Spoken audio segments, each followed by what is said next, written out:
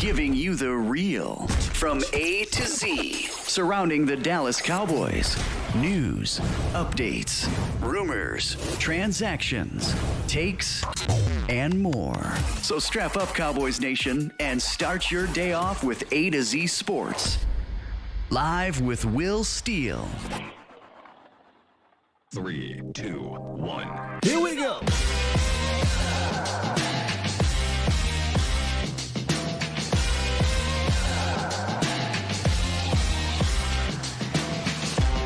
Good morning, good people. Welcome to A to Z Sports Live. We're streaming live on YouTube on this wonderful Wednesday. And of course, I am your host, Will Skywalker Steele. Boom! You see it. You know what day it is. It's Wednesday. That means it's Akoye Wednesdays. We got our brother in the green room waiting to come through. We're going to be evaluating this Cowboys defense. Not just from week 9, but a couple concerning trends to get into. But before all of that, the Cowboys did make a personnel move. Yes, I know it's a little later than the trade deadline. But we will be discussing the most recent signing in the roundup. Then we'll wrap to our guy, Akoye. What's good with your Bomb Squad? Bomb Squad! Hey, Akoye, in the background, it got mad loud, so just want to let you know that on back there. So maybe we turn it down just a little bit and we'll be good to go. So we got it right there. He waiting. He chilling. We're going to get it going here, and we're going to talk about this Cowboys defense, which, again, man, some days looks amazing. Days like that, not so much. So we'll discuss all of that. So let's get into it. We obviously run a little bit behind. Apologies. Plus, I got some okay news, some pretty decent news that I can't discuss with y'all just yet in regards to the things we'll be doing game day wise. So I'll probably be letting y'all know more about that tomorrow or Friday. So stick around for that, Cowboys Nation. Roundup. A little bit of news. Let's get into it. It's time! It's time! It's time! It's time! It's time! It is time for... It's time for the morning roundup. Round 'em up, boys. Let me talk to you. Yeah. Cowboys went ahead and signed former Raider, former Steeler, former a bunch of different teams after that. Wide receiver Martavis Bryant to the practice squad. Yes, it is. We talked briefly about this yesterday. We'll go into a little more detail since he is a Cowboy now. I let you guys know from a fan perspective, I loved his game when he was at his quote-unquote peak around like the 2014-15 area. That's a long time ago, ain't it? But I loved his game then. That was about 8 years ago. He's last played in the league 2018. He's been suspended since then, but got reinstated recently. And he met with the Cowboys, and they didn't want to let him out the building. So they were impressed with his workout, and they went ahead and signed the 6'4" wide receiver. Big, strong, fast kid. We talked about that. He's not a kid. He's a grown-ass man now. 31 years old. Hasn't been in the league since 18, but since then he has been around football. 2021, he played for the Toronto Argonauts, or he was signed, but he got suspended for failing to report to camp. He didn't play for them. 21 later on, he played for the Massachusetts Pirates in the Indoor Football League, and then the Edmonton Elks in the CFL in 2022, but he was released before training camp. Then he played in the fan control football earlier this year, and then finally the Vegas Vipers in the spring in XFL, where he had 154 yards and 14 receptions. So, shouts out to him for keeping his dream alive, continuing to play football from a personal standpoint.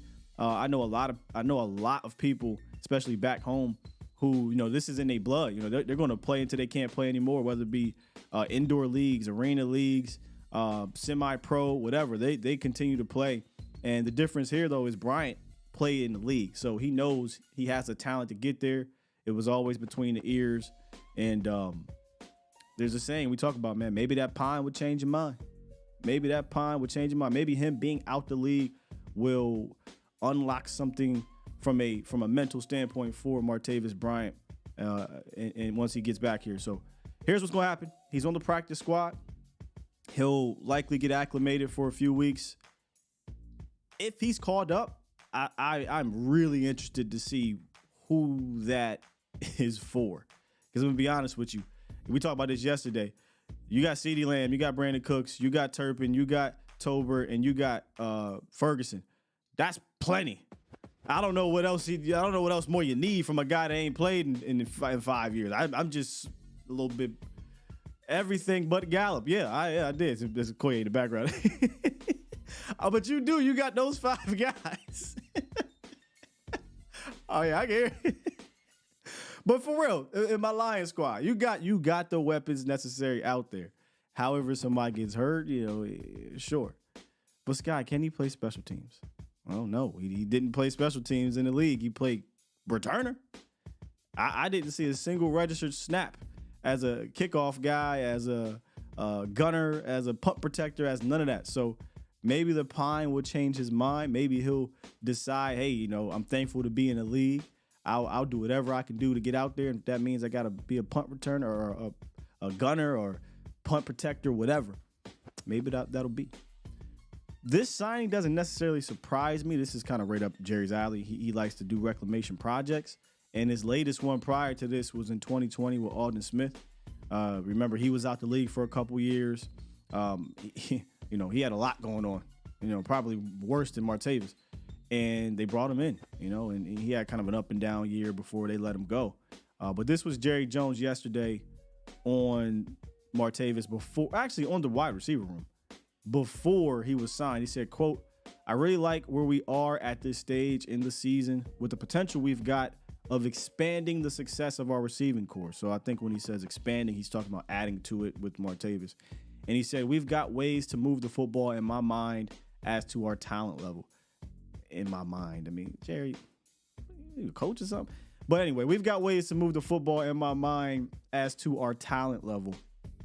And now we've added Martavis Bryant, Cowboys Nation. So there you have it. I said this on Twitter. And I said this to y'all. A big fan 8 years ago. I really liked his game. I don't expect this to amount to much of anything. But he is here. And if he is given an opportunity, I'm going to be rooting my ass off for him from a fan standpoint, because I was a huge fan of him and in how he played with the Steelers, right? From a realistic, analytic, or being objective side of this whole thing, I don't expect this to amount to anything. I don't. I love to come in here and be wrong if his number is called and he gets 4 touchdown game or 4 touchdowns in the season or whatever. But I think the T.Y. Hilton sign, because people were comparing this to T.Y., I think that's different. T.Y. actually played. T.Y. actually was a veteran. I thought, he complimented that room at the time because you didn't have weapons outside of CeeDee Lamb. You've got plenty of guys to use. You just got to use them at a consistent basis and get them involved. But from a human side, a fan side, I hope that Martavis Bryant, if it's not a shot here, this is something where, hey, he did well in the practice squad. Somebody is plugged in. They called Dallas. Hey, how's the kid doing down there? How did he do? Oh, man, he's back into it, and they sign him, and, he gets a shot. So that's kind of where I'm at with it.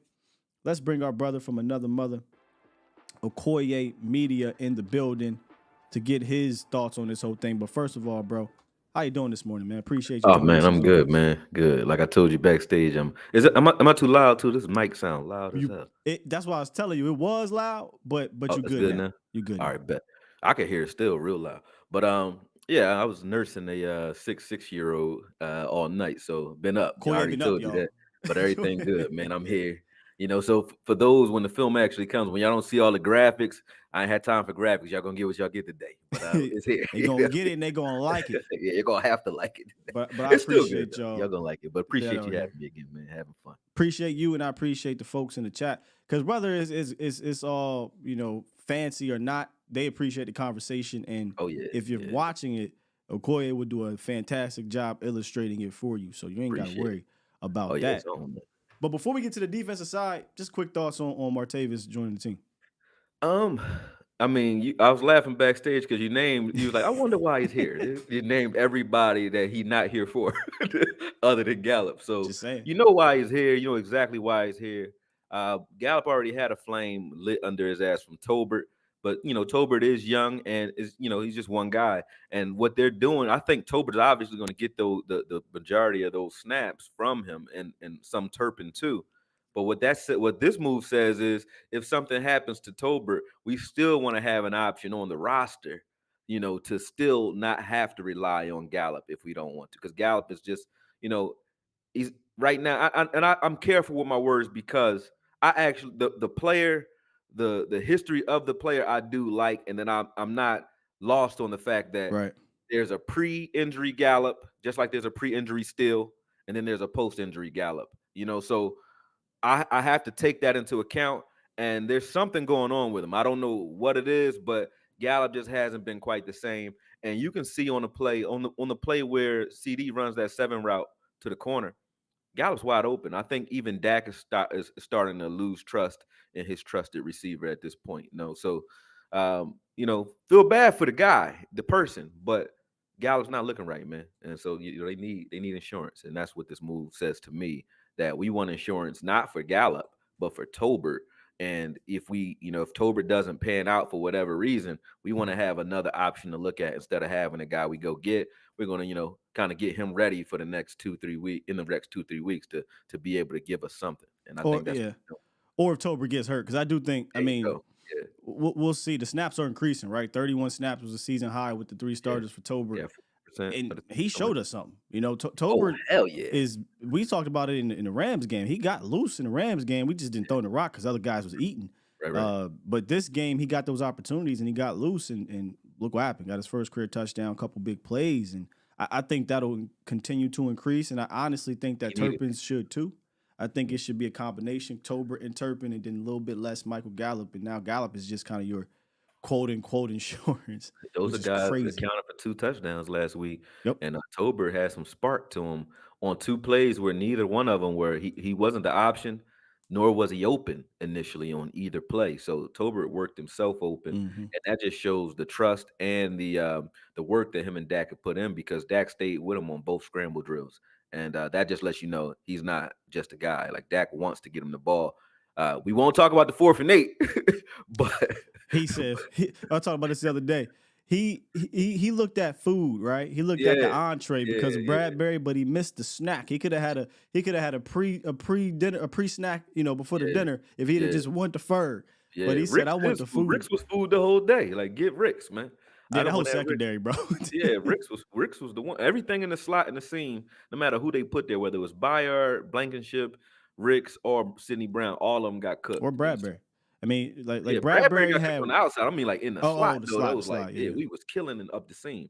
All those guys that they tried to guard CD with, or anybody with up the seam, they got. They killed. Tried to double CD and it didn't work. Nope. on the big play on 4th down. That's what I'm saying. That's the play where Gallup was wide open on that play for touchdown. He ran down to 9, but I mean, Dak said, "Fuck that, Gallup. I'm going to the double team." CD. He tried to do it on 4th down. If you notice, he looked at Lamb and said, "Oh, nah, better coverage here. Now let's go to food." I don't trust you, bro. Like, I don't care. They double team. I'm throwing it over here. Did you see Gallup in that play, by the way? What, on that 4th and 8? I'm saying he wasn't in there. Oh no, he wasn't. So there. That says everything you need to see right there. You're not on the game. There you go. Not the game. We don't trust you, bro. And Martavis, what he does is he brings in the X body X wide receiver type situation, right? Yeah. So best case, worst case scenario to close this thing out for me. Best case scenario is, he develops or learns, I shouldn't say develop, but learns on the practice squad, the offense. And then whenever his number is ready to be called, he comes up and he's able to step in for you like a TY did last year. Exactly. For me, that's the best case. The worst case for me is, which really is why this is a low risk reward or low risk, high reward, is he doesn't develop or learn on the practice squad. You just move on. Is that sound about right to you, Akoye? Yeah, and even better, because he doesn't have to be asked to do a lot this season. All he has to do is be a red zone threat. Like, if he learns the red zone offense and the things you want to do there, I don't mind him on a fade route on the outside any time of the week. I don't care if he knows the offense at all. Go out there and run a fade in the red zone. If he can do things like that, what we saw him do in Pittsburgh, and be great at it, I think that he has a home here regardless. If he can do that. I don't know about the off field, issues between like how he thinks and the way he Right. moves, whatever. But as far as the man on the field, I never had a problem with him on Facts. the field ever. So I think he's still that. And then I was wondering because I didn't have time to do the research on him yesterday for obvious reasons, but you answered it all in the beginning of this video because I was wondering like what has he been doing because he's a lot less attractive coming off the couch than he is. I've been playing football and keeping myself in shape. He's in shape. I think we can use him now, and I don't think he needs to know everything. I don't think you install him and say you're going to be a full-time X no matter what you do, because that kind of, gets in Tolbert's way. So I think him in the red zone, though, he can do that now. I think he can do that now. But that's weird. One last thing on in the red zone with guys like that, Mhm. I feel like you got dudes that can get Lamb number one to go up and get it, but we just don't run those plays, and So easy. It seems like, it's like you don't need to run a play. Just if it's one-on-one outside, get them. bro. We don't do it. I said this during, I don't know if it was you, because I literally text the whole round table, whether it be in the chat or individually. I'm texting you, Foots, Vibes. I'm just like, yo, We let's be go. going crazy in there. So I don't know who I said it to, but I'm like, hey man, why at one point didn't we just say 4 strong CD Lamb by himself? Never did that. Now you make a decision. Either you gonna put 2 dudes over there, or I'm gonna take 2 steps and throw that thing up, Yeah. or whomever, right? So, but that never happened. We kind of did 2x2 sets and try to run meshes at some points. They were working though. That's the Shoemaker play. We saw Cooks come right wide open. It's just No, not so they that worked. play. Okay, yeah, I'm they talking worked. And then about we got one to Ferguson early. That was another one 2x2 set where Dak chose the left side and got it sure. off. But I'm they talking about worked. towards the end at the end of the game. I ain't talking about the Ferguson touchdown. I ain't talking about 10 minutes left in the fourth quarter. At the end of the game, the way we were lining up, it was like what we did when we scored on Tolbert, and Tolbert was a broken play because they covered it well. Teams are playing umbrella coverage against the Cowboys in the red zone, and we're running meshes, and that's just not going to work unless we condense it. When we ran the meshes, what happened? We condensed it, and we ran the pick routes, and that worked, but we were spreading it out, and I just didn't personally like it personally. That makes sense. Flip it on the other side, because that's what today's about, is the defense. Yeah, man.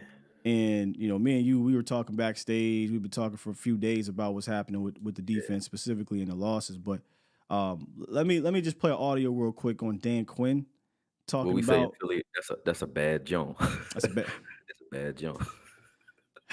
Here's Dan Quinn talking about the defense from, not necessarily talking about the defense totally, but a few things that stood out that he needed to see going into it, and I agree with him.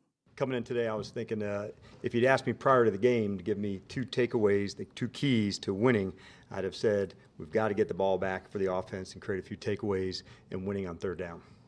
And if you ask me now, give me the 2 things why we didn't win the game, I'd say we didn't get the takeaways and we didn't win 3rd down. We knocked 2 of the takeaways out on some fumbles, but we didn't recover them. And I thought that's the stuff that you need to switch your momentum, to change a drive, to go. And so I thought, not winning on 3rd down, that's who we are. And so not to deliver on those, that's the tough part. And that's a theme, Akoye, that I've been noticing in these losses. And I went back and took a look, in the Cowboys wins and the Cowboys losses, man. It should never be this drastic. Right? Like, it should never be this lopsided. So in their 5 wins, they're averaging 10 points per game, 12 turnovers total in those games, 3rd down defense, 28%. So, obviously elite type stuff right there. In their losses, 32 points per game, 1 turnover, 3rd down defense, 51%. The turnover part kind of goes to what I had been saying a while back about, playoffs. And this dates back for the last maybe 15, 20 years. The Cowboys defense, for whatever reason, even if they have a high turnover year, they get into the playoffs and that just goes away. Look what's happening now. The Cowboys defense is top 10 in turnovers this year, but not in the games they lose. And the 1 turnover they got was kind of a little weird, fluky one where C-Mac fumbled at the 1-yard line going into the end zone, but you got it, right? Nonetheless, if it seems like, Akoye, and correct me if I'm wrong, that this just seems like a boom or bust defense at this point where it's more opportunistic than it is shut down. And you are 100% right. When we play bully ball, so when we're playing a team that just no matter what they do aren't as talented as our defense, or there's mismatches, whether it be offensive line based or they're hampered receiver wise, or there's matchups that we like J. Lou versus small little guys like Cooper Cup, stuff like that. We match up well. This defense can do what it needs to do, no problem. When we're not afraid of a guy, because I think we gave AJ too much respect, then you'll have Bland and both Gilly pressing. And then we're a better press team than we're an off ball team. And we played too much off coverage. So it feels like when we get into these bigger games and we know, hey, you're not just going to be able to come out here and just be better than these guys and beat them. We don't have a game plan, in my opinion, that is designed to cause problems or even switch things up in a way that will give a new wrinkle to a team like this. And we can go all the way back because we're talking about J. Lou a little bit backstage. You can go all the way back to that Saints game with Chris Richard's era, where they just brought J. Lou in to guard Kamara. He was just covering Kamara. That's it. I'm talking about stuff like that, where we're not going to do this every week, but this week, this is what we're doing. We don't do those types of things in those big games. Dallas Goedert should have never been covered by J. Lou. I fault J. Lou a lot less for that than I do. Yeah, where was our tight end stopper on that play? He wasn't on the field. We got several of them at that. Mukwamu, Wanye, and Curse are supposed to be guys that can erase a tight end. Why wouldn't you use those guys in those situations when you see on the other side of the ball, Darius Slay wasn't following the entire game, but on third downs, you'll find Darius Slay in the slot covering either Ferguson or CD, or in situations where we wanted to go after CD and ISO him, they made you throw at Slay where we didn't want to. So those situations actually make or break a game.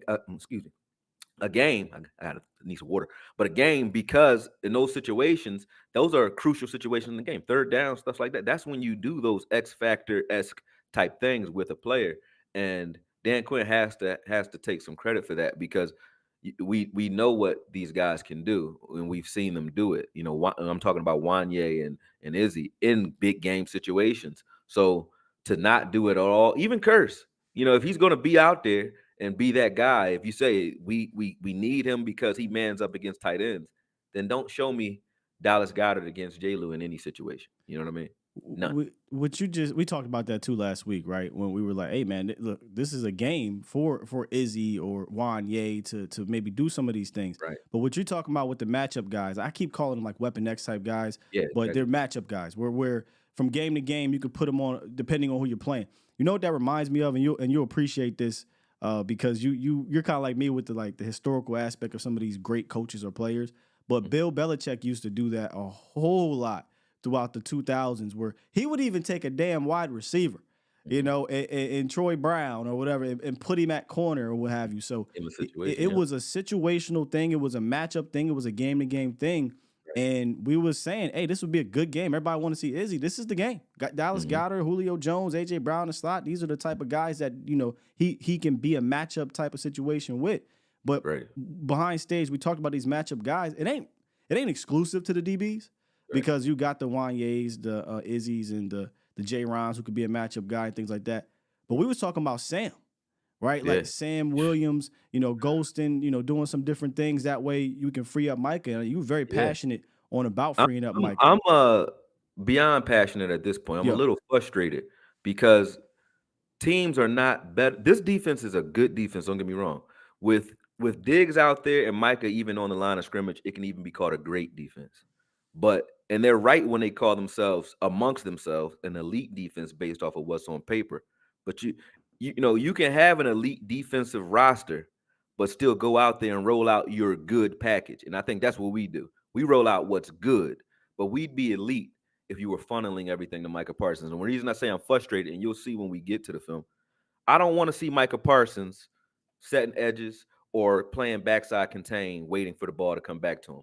When he is your very best pursuit player outside of maybe Hooker, who has crazy pursuit, and Wanye, who's pretty good in pursuit, Wilson as well. But Micah, I would argue, is better than all three of those guys at getting to the ball. 100%. So if you have a guy like that who can affect the ball, provably affect the ball, and not just in college, but in the NFL, he's affected passes, forced interceptions, broken up passes, moving backwards. So he's provably effective off the ball and behind the line of scrimmage from the middle of the field, taking him and putting him on one side where you watch what the Eagles did. They're not stupid. We're just going to run away from him. And then when we run at him, he has to set the edge anyway. So if he doesn't set the edge and plays hero ball, we're going to bounce it to the outside and kill him. If he sets the edge, we're going to run inside of it and force Bell to deal with us. And we're just going to get a body on Bell, and that's it. Like they're making it very simple for good offenses, not the ones who can't match up against us, but good offenses. They see this. They're not stupid. And then when you look at when they move him to the middle of the field, whether he's pass rushing or not, good things instantly happen, and then we go away from it. Like instantly, we get sacks and all kinds of crazy stuff. When he gets in the middle of the field, he runs right through two guys, right to the ball carrier, and instantly gets a sack. His first snap in the middle of the field. Second snap, I got this in there. He's on the side, though, but he's off ball. He's on the side, and Goddard lines up in front of him. He's covering Goddard. It looked like the play where Diggs got that pick six on Hurts a couple years ago. It looked just like it. It's just that Hurts threw the ball low and outside. If he throws that ball right to Goddard, Micah's cutting that off, and he's gone. Like, that was the one play he was in coverage. I'm like, yeah, early in the game. I think that was a third down play, and I'm like, what are we doing? What are we doing? When he's off ball instantly, I don't think they've had, and not just them, in the Rams game as well, I don't think there's been many positive plays. Obviously something has happened if someone can prove me wrong, but if you 8 out of 10 times, if he's in the middle of the field, bad things are happening for that offense immediately. You know what I mean? Because they don't know what he's doing, and there's not enough tape to say these are his tendencies from the middle. This is what he likes. You don't know what he likes to do because we don't do it enough, which is good. We can coast through the rest of the next year and a half before people figure it out. And even if you figure it out, he's still Micah Parsons.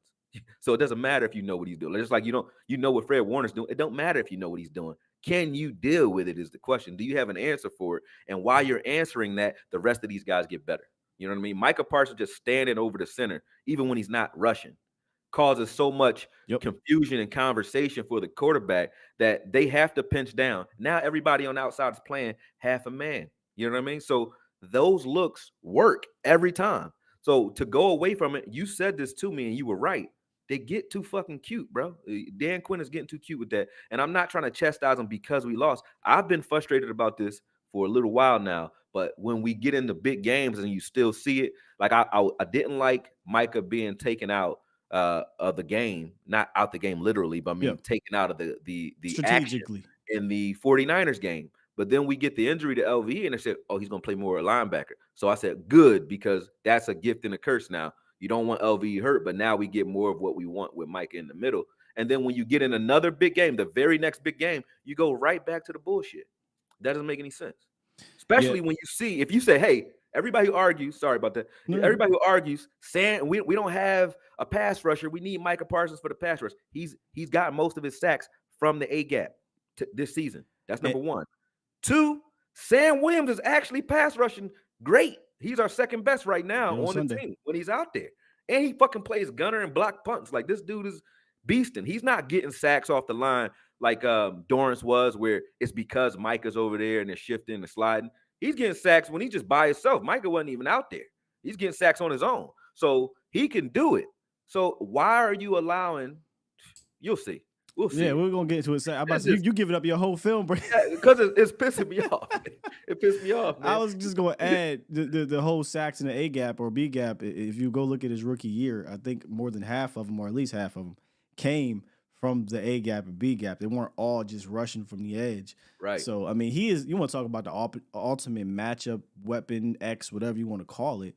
It's 100% Micah. And when things seem to be reeling, right, I think that's where you need to figure out a way to get him going.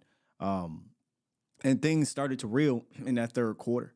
Yeah. We love Deron Bland, but you can't give up the deep ball there. And we were trying to figure out what happens when he gets challenged on a deep ball. Yeah. And, he was, I think, 1 for 2, but the one was a touchdown. It was 1 for 3. Yeah, 1 for 3. I think he stopped like 3 of them. I mean, 2 of them. But one was a touchdown. Yeah. And then, as much as we like what Gilly is bringing, when they ran that split zone Akoye that we showed last week with It worked AJ again. Brown. Yo, I know you were snapping. I said, Scott, I was like, bro, I don't know what to How do. the fuck you get beat with this 3 times? Yeah, this is the 3rd time we got And beat. 2 of them was touchdowns. One against the Chargers, one against them last year for a touchdown. No, it's 3. All 3 of them was touchdowns, right? Oh, I'm talking about with the Eagles. I'm just saying 2 of them were touchdowns for the Eagles. Oh, they had 2 of them this game? I didn't even last year. Last year they scored the same play. Yeah. Chargers game, Chargers and this game. Touchdowns. Like, I mean, to be honest, you need to steal that play when you get to the red zone. It's working against you. We decided to do it on the opening play. Why not do it down in the red zone? On the line of scrimmages, just go after it. Yeah. And that's in Shoddy's playbook too, because he used to do it with DK. No, yeah. I mean, that again, this is a copycat league. We came out, still in the pop play. I saw a little bit of that in that game, but I would steal this play in the red zone for trying to figure out red zone woes. And to be fair, they were at one point, I think they were like 3 for 4 in the red zone. It was what happened at the end that made it look real weird. But it was those 2 possessions not scoring in the red zone that screwed you. So and I wasn't mad at the bland throw either. I wasn't mad at that because he was in okay position. It wasn't like if the ball is on a rope, I think his helmet breaks that up. Yeah, that's just fantastic throw. But I mean, at the end of the day, we've been here before. Yeah, we've been here before. What's his name? Almost said Akoye. Cheetah Bay Awuzie. A close but no cigar. But I'd be okay if it was close but no cigar and it was just a big throw, but it was a touchdown. And not backbreaking, but a tough touchdown. So, you started to reel in that 3rd quarter and you needed to find a way to unleash Micah. But we're going to take a look at some plays. I'm not sure if you got the play we showed in the back. If not, I'll pull it up afterwards on that 3rd and 15. Oh, you mean 3rd? Oh, that's in there. Yeah. That's okay. Yeah. Let's go ahead and hit the film room and then talk about it because it was opportunities, man. Yeah, man. Early on, like this is just Micah on the line of scrimmage. When I'm focusing on Micah, like when I'm looking at the line of scrimmage, I'm just focusing on what they have Micah doing, and I'm looking at what our linebackers are doing there. It's kind of jumpy on my side right now. Now it's slowing up a little bit for me. But yeah, that play was just a hole. I just put that out there because it was a hole. Let me see what this one is. Like I didn't get a chance to tee these up to show you. Good. Just let me know if you want me to stop it. I'll stop it. You got it. This was the play. Yeah, you can go back to that play actually if you can. Yep. So this was the play I was talking about where I'm like, so right now he got held, but the very next play you're gonna see Micah is actually lined. This is a 3rd down and 6, I believe, but he's lined up over Goddard. He's playing basically like Sam right now or outside linebacker, whatever you want to call it, and he's gonna cover him. And if you can freeze it for me right when the ball's about to right about there, right there, boom. If he puts that right on Goddard, Micah's on that. He puts it low and outside, which is good for them, but that's why it was incomplete because he couldn't put the ball where he wanted to. If he would have put it right on him, Micah's on that ball. And I don't see how you look at these things in the game and then say, let's do less of it in crucial situations. I like what we saw when Micah was off ball this game in particular. He showed a little bit of coverage ability in his rookie year. Remember he covered the receiver down against the Giants. For sure. You can go ahead and press play on this one. Yep. Boom. Once again, now go back to this play. Gotcha. Right? Let's look at. We just saw what Micah did. Micah's most of this when I'm showing the line of scrimmage. I know other guys are doing things. Unless it's Sam Williams, he gets a sack on this. Most of these are focusing on what Micah is doing. Right. Look at our linebackers on this play. Now Micah does his job, which is crashes and sets. Right. So him and Mozzie are forcing those guys to just forcing Swift to make a decision. Right now, Bell's not touched. So Bell gets to flow free to the ball, right? And 56 oversteps, so Bell gets sitting there and makes a play. This is probably one of the best plays Bell made most of the game versus the run. Outside of this, when they were getting a body on him, we asked this as well. Me and you talked about this, like what Bell can do when someone actually gets a body on him. We're going to see that a little later. This play here, I don't know which one this is. Hold on a second. Looks like it's running. Oh no, this is J. Lou going to get caught with a comeback route or a return route. Yeah, boom.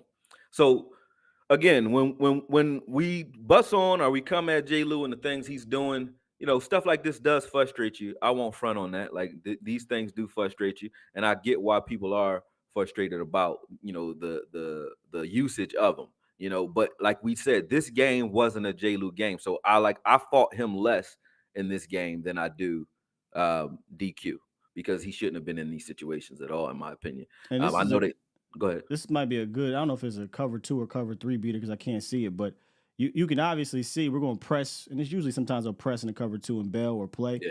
And this is just a good. This is a good route here. Jay Lou looks like he obviously has this guy in his zone, but he wants to push this because he's playing towards the inside. He wants to push this outside.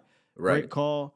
Right, and you see Gilly who's out there on that too. So that's Gilly and Jay Lou's responsibility. Jay Lou jumped the inside route and cut off the slant, and then it's supposed to be Gilly out there, but Gilly wants to hold AJ longer, than long enough to make sure he goes away from it, and then he reacts late. He makes the tackle, but too much space on third downs, man. These are all third down opportunities. Watch how far off they're playing. This is most likely something going to AJ at the top of the screen. Yep. So this is Gilly and AJ. This is third and 15 or something like that. But it's third and long for sure. Yeah, it's third and 15.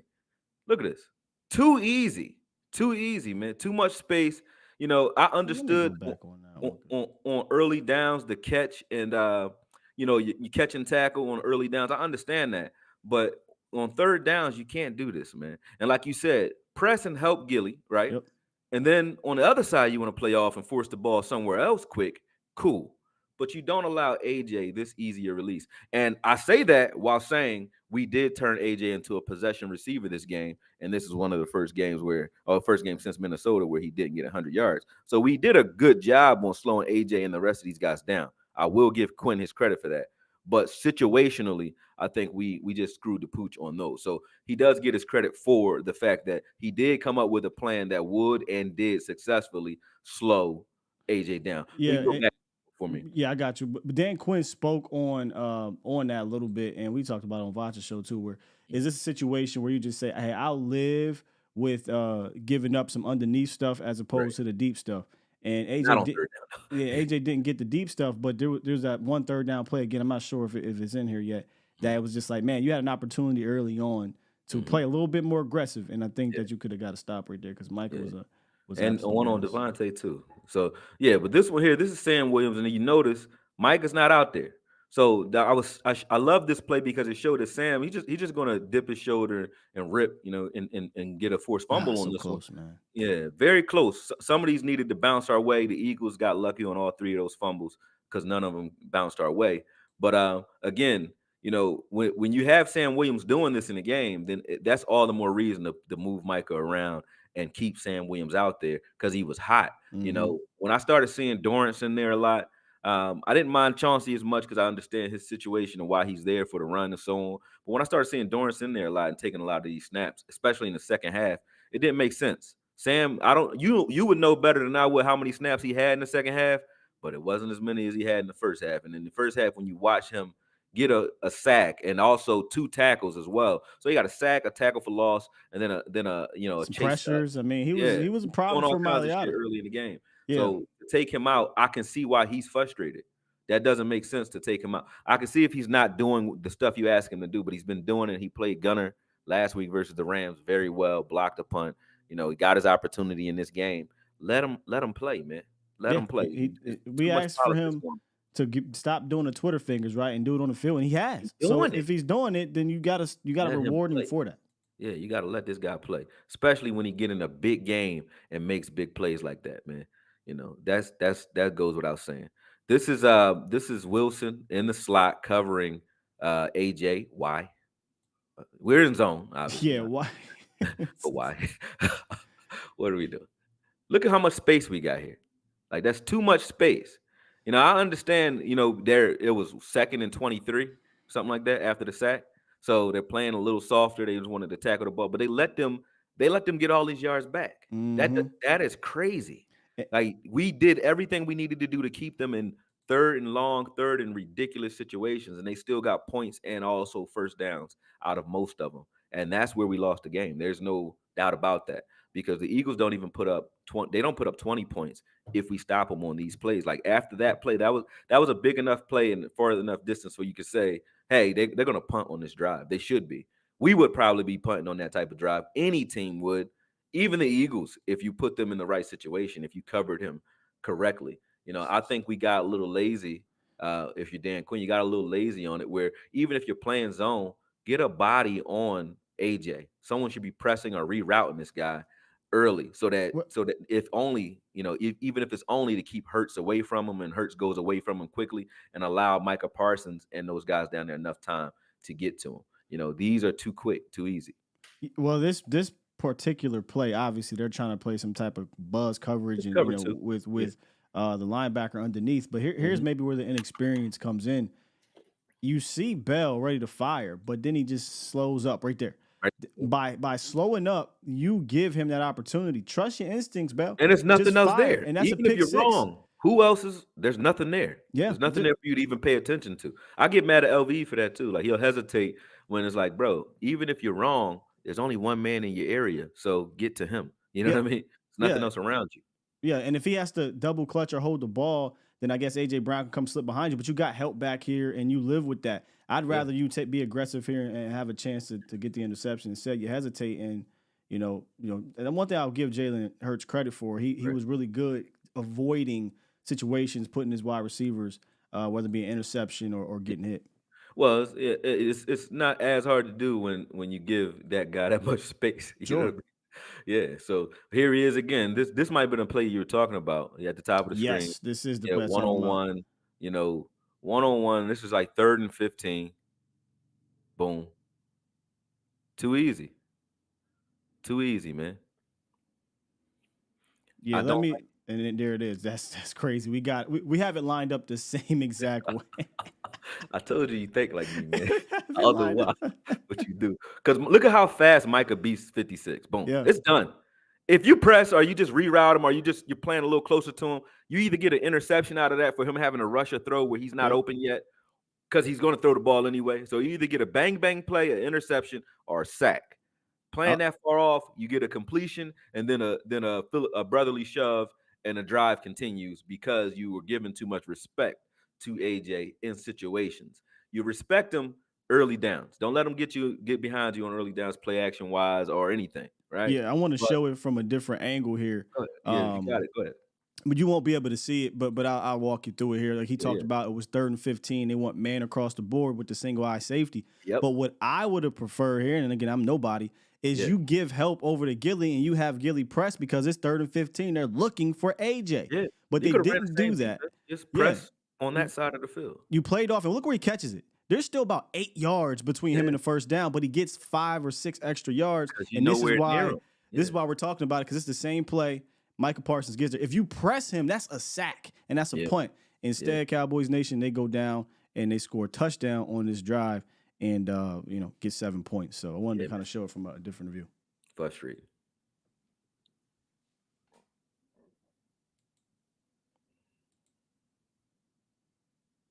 Okay, this was Dallas the Goedert play. I didn't get the play. side view on this one.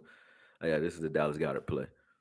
Yeah, and I just showed that because it's like I just wanted to show at the end of this play, you see J. Lou is in good position. So it's not like J. Lou screwed the pooch on coverage. He didn't get like beat by Dallas Goedert on that play. Like, he's in good position to stop that. Again, ball placement from Jalen Hurts was good. Ball placement, yeah, and he's throwing to a big target. So why is he on him is the important thing. Not did he get beat. Why is he on Goddard in the first place? Right. I wouldn't put J. Lou on Kelsey. I wouldn't put him on Goddard. I wouldn't put him on any tight end. And obviously you wouldn't either. That's why you wouldn't got tight end erasers, Dan Quinn, in front office. So why is he on him in any situation?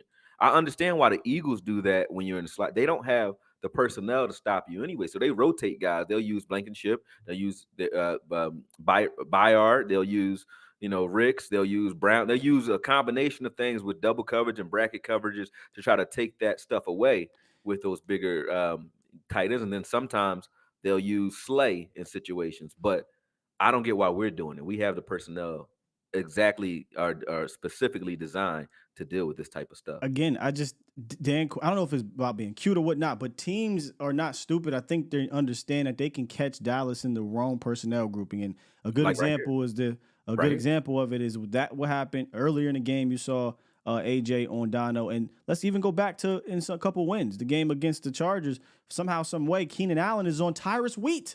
You know what I mean? So like, there's gotta right. Tyrus I remember Wheat that. They took him right out. They took him out the game like he did something wrong. Yeah, like, coach, what you want me to do here? But listen, on this play, this is what frustrates me. You have your best pursuit guy, right? Now hold on, go back up before we even start the play. Okay, Gotcha. just go, right when we line up. So right here, right, we already know you're either getting inside zone, outside zone, maybe a counter, but you know why you're not getting a counter, because the tight end is on Micah Parsons' side of the field. If the tight end was opposite Micah, he may be coming back across. You might get a tackle coming back across, but they usually do that with a tight end, where if they're going to run that counter, the tight end would be strong side or front side of this play, and he would be coming back across to meet Micah Parsons to create space between that tackle and guard, right? Now, you see this from the setup. Automatically, we know where it's going, and your teeth, meaning your the rest of the defense, is shifted to that side. You got 5 guys to that side, right?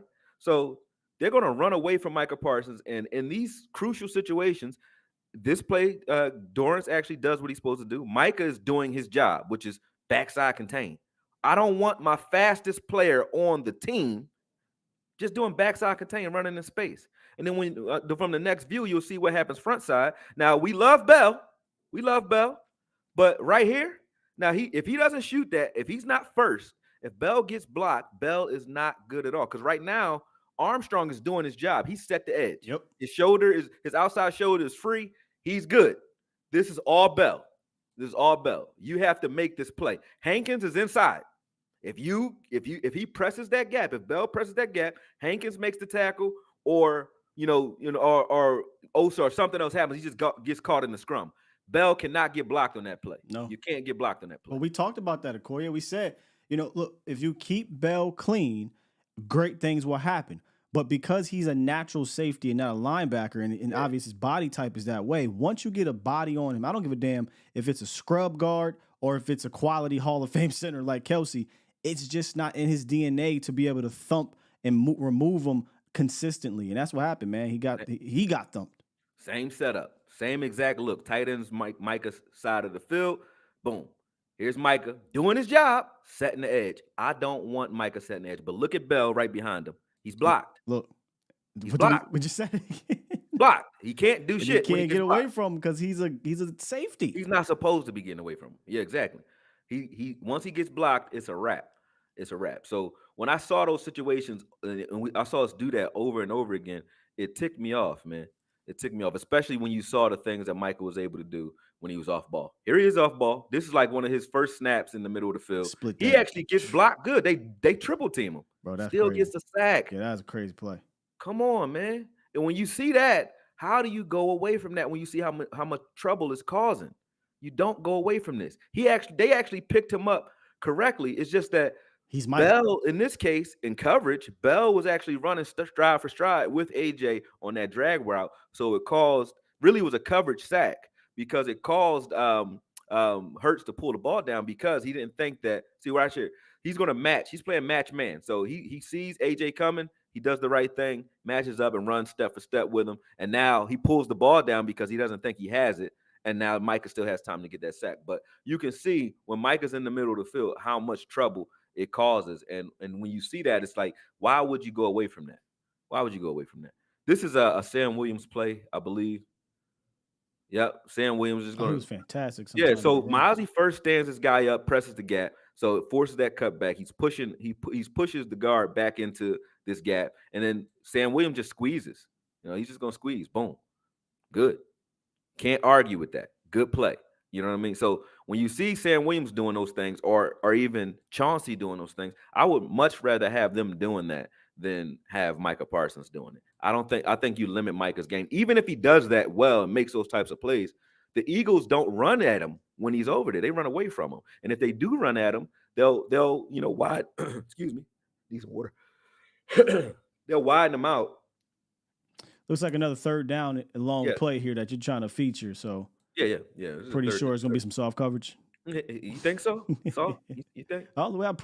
We got a little press right there. No, this is. Look at the slot. This is J. Lou here. J. Lou has his hips turned outside. Oh, this is that inverted Tampa too. He's forcing the ball. He's trying to force the ball outside. Right? He has inside leverage, but he has his hips turned outside. But he has outside help. Right? He has outside help. So to turn his hips that way didn't make sense anyway, but he does it. And gets beat on the crosser on a 3rd and 9. And this looked very easy. It was like simple. It was too simple. No, this was a Tampa 2 look. I actually asked somebody about this because I actually like this. This was, if we can go back a little bit on the pre-snap, this looks like he was the only one in man, probably. This looks like a man, like, I mean, we about to do something crazy, but watch everybody bail into. Look, if you zoomed in a little bit, but that's why Wilson turns. was streaming up the field outside. He has outside help because he's trying to get deep. But J-Lou is playing deep middle. You know what I mean? That's where, and see, this is where LVE would normally just fire back and play. So pretend he's LVE firing back into Tampa 2. 26 is the other safety, right, quote unquote, and then you got Hooker, and then you see 21. This is a zone coverage, right? And him flipping his hips here actually is not. That's pretty damn good. It's good because he was playing deep middle, right? But look at his throw on that crosser. There's no way he can defend that crosser with his hips turned outside. No way he's going to defend it anyway. So him in that situation, him playing that, if you're going to play it that way, put Curse there or put Wanye there and allow them to just man up in the slot. Or do you see where Curse is at? No, I don't. In freaking no man's land. He's right here. Where is it? You can't see this. They can see me here, but this is where Curse is at here. It seemed like everybody kind of was in a solid role here. I said this to somebody in the text. I wish Curse kind of went a little off script here and said, okay, here's Devontae Smith screaming upfield, and I know I got help on top, so I'm going to play the underneath because I got 2 guys on this side to 1. Instead, he kind of just floats around. There's nobody over here for Curse, and he kind of just floats. And it was good. It was good disguise because we looked like I love this disguise. I actually hope to go back to it. But still too soft post snap. It doesn't. The disguise is great. You're hoping that you trick him with something, but it's just too many throwing. It was just too. Do you easy have the other angle to this? I don't think so. Man, the throw, the throw was. I mean, what's his name? Bell almost had a pick here. Where's Curse going? I don't know. If you get I showed this for this reason. Watch this. Go back real quick. I want to show this pass rush. I just want to. This is a shout out to Lane Johnson. Look at right here. Fowler sets up the spin. He just reverses his spin. He's like, look, you ain't spinning on me. He reversed Fowler's spin and forced that throw. Yeah, Bell almost had a pick there. You're right. So they were trying to trick him, and they did trick him, obviously, because Bell got in that throwing lane. This throw, you can't really see it from this one, but man, the throw, it may be a few inches from Bell touching it. Look where this ball placement is at. I mean, this might be Hurts' best throw I've seen on film in games. Yeah. And it had to be because he didn't know what was going on until the ball was snapped. Yeah. Here's Micah offside. On the opposite side again. They just run away from him, man. But up front side of this play, you see Sam Williams. Sam Williams takes the inside. He takes the inside release, and because of that, he's beat. And then you see Bell trying to crash this down and get over top of it, but gets blocked out. Easy 20-yard run, I think. That's a good play call too, because they hadn't really shown that on film. But you can't do this if Micah's in the middle of the field. You can't do it. I'm going to show this later. I got a treat for everybody later on. You know what it is. But, you can't do that to Micah when Micah's in the middle of the field. Here's Micah here. He takes an inside move. They hold him on the backside. We actually chase this down and tackle it because none of the linebackers really got stopped on this play. But I'm just tired of seeing him do this. You know what I mean? It's easy to, counter him and take him out of the play or out of the game when he's on the edge. And I want to see us funnel everything to our best player. And right now, we're far from doing that. So we're a good defense with elite talent just being used in the wrong way. There's Micah again. See? That was Curse's best play right there. Yeah. Curse did a good job of flattening out on that play. I think if you go back to it, Dono has to play off the hip of D-Law because Dono needs to, go more upfield. Lane. Yeah, he's trying to squeeze a gap that's already squeezed. Get upfield. Because if Dono gets upfield, there's nowhere for him to cut back on this play. And he almost gives his tight end the ability to block both of them because he doesn't need to block Dono. And now if he would have been able to peel off and get a body on Curse, that would have been a big play. He just couldn't get there. Excuse me. Yeah, he couldn't get there. Here's Micah again doing his job. He's watching that jet motion and he got QB contained and waits, right? But that's not what you need a guy who has that type of pursuit ability You know, I can keep saying it over and over again. I just put so many examples in here because I know people like to, they think that we just say things out here, Scott. We don't. Like I might just show 2 plays of what I'm talking about just for lack of time, or maybe, lack of for the forum, maybe it's Twitter or something like that. But this stuff is on film over and over and over and over again. This isn't one play. Here it is again. You know what I mean? Him just squeezing. He does what he's supposed to do, but he's stopping his feet. And we stopped the play. I don't mind that. Like this was the forced fumble. That was the forced fumble that we didn't get, and that was a good play by both Hooker and Wilson on this play to force this fumble. But Micah on the opposite side of the field. Here he is again. Same thing. I don't want to see Micah out there just taking himself out of plays, especially on the goal line. Now here, Clark has to go. You see Clark in this gap? You got to go up the field and cut this off, man. They don't get the tush push on this drive if Clark just goes and blows that up. They're not close enough for it. You know what I'm saying? Yeah, I'm running it back for you. Yeah, look at this. Clark has to go. You see it. Just hit it. You know what's happening. Go. He's going to get to the gap and stop. Why are you breaking down right there, bro? Go through there and cut this off. Micah has to clean up and play hero ball on this play, but Micah wasn't even in position to make that play. He set the edge like he was supposed to, and he turned it inside, and Clark gets himself washed out, and now he bounces it outside. Micah has to deal with it. But, that watching the linebacker play in those type of situations was just frustrating. Here we are. This is Bland playing off, and I showed Bland, I showed J-Lou doing it, I showed Gilly doing it, because it's not them. There's not their ability. Look, they're asked to play off like this. Third down on that play too. Yeah, this is another 3rd and 9 situation, and it's one-on-one coverage. So there's no way you think you're going to stop them. You're not even playing the sticks. There's no way you're going to stop this. No way. You're allowing them easy releases on 3rd downs. There's no way you're stopping. Man, that's pitching. That's 7-on-7 pitch and catch ball. Yes, DQ. Come bullshit. On, man. Come on. Yeah, bullshit. And that's playing scared, bro. And I think the same play. No, it's the same play. I just wanted to show what Micah, how if you just press and you reroute or you give him a read to hold the ball just a split second longer, Micah gets there. Micah gets there. Boom. He's there, right there. He's there. But he can get rid of the ball faster due to the fact that we're not challenging these receivers. And I don't even know what the coverage is because we ain't blitzing. Which is wild because he wasn't a good quarterback against the blitz this year. I'm just saying, if we were blitzing, I understand the soft coverage and one-on-one outside. If you ain't blitzing, why are we one-on-one outside and why aren't you pressing and giving help? You're not blitzing anyway. Just a good sack here. Probably was partial coverage sack, but I don't know if he got the other side. Yeah, it was a coverage sack for sure. But I would love to know what we did there. Now, coming up, the one thing, there's only one thing, and you guys kind of can understand what that might be. There's only one thing that we need to do to become an elite defense. And I got a throwback coming at the end of this video, so you can keep playing it, actually. Gotcha. But coming up, you're going to see exactly what I mean and why I'm frustrated. We all studied Micah Parsons since he was in college, right? And you could say, oh, this is college tape. I'm going back to Penn State in his Memphis game, probably the best game he's ever played in college, right? You can see all the places he affects the ball. I went out and I picked out plays both in coverage and behind the line of scrimmage versus pass rushing from the middle, and also versus run. And there's not one area of the field where Micah wasn't effective. When you funnel, now watch 34 in this play. 34 is just going to do what we have Micah doing. Set the edge. Set the edge. He's just out there like we have Mike out there. Micah just shoots up the field like a missile. Come on, man. And breaks this up. That's what you want Micah doing because he's a guy that plays with his hair on fire. You don't want him thinking and stopping. I have a fighter. You can pause it for a second. Gotcha. I got a fighter who is a crazy athlete, but he's a thinker. But he thinks about the wrong things. He'll think about where should my feet be on this play and things like that on this move that I'm trying to do, instead of thinking about like, what do I want to do to set him up? And I tell him like, your reflexes are faster than your mind. Micah's like that. He's a reflex player.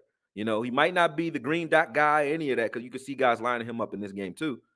But his reflexes are so crazy. You don't want to take him and make him sit down and start thinking, because that makes he's our fastest player. You don't ask your fastest player and an instinctive player to play slower. You don't do that. And that's what we're doing with him. But you can go ahead and play it. Good recall here, by the way. Look at this. Look at this. You can't run away from him from the middle. You can't run at him from the middle, and you can't throw at him from the middle. And he's still effective as a pass rusher as well. From the middle. From the middle. Boom. You can't do shit with him. Just find 11, folks. 11's right there in the middle of the field. You don't really have to look real far for him. He right there every time. So I didn't really put a call out there for you to see it, but you know where he is. Pass rushing. Boom. Force the fumble here immediately. Like, he changes the game from the middle of the field, even for us. He's been doing this. If you go to the Rams footage, he was doing it there. Here he is to the right, if you guys are looking for him. He's on the line of scrimmage this time, playing some DN. And this is how we should be doing it. DN and third down situations are occasionally. The way we're using him at linebacker, and this is why I put this in there. Go back to that play. Gotcha. I put this in here because even in college, they knew if he's on the line of scrimmage, this is how we could take him out of the game, out of the play. This is what they did. They just chip him here, and he's out of the game after this. He bruised his ribs on this play and gets back in the game maybe 4 plays later. But they took him out of the game on this play. He was hurt sack on the play because you dedicated extra attention to Micah. Exactly. Yeah, it's a sack on the play though. But they took him out of that play because he was on the edge. You know what I'm saying? When he gets back in the game, here we go. Go. Right back in the middle. Micah in the middle. Micah in the middle. Pursuit. He had to think. He doesn't make this play, but he would have. His pursuit crazy. Crazy. Like, you don't take that and say, set an edge. You don't do that. Here he is in coverage. Boom.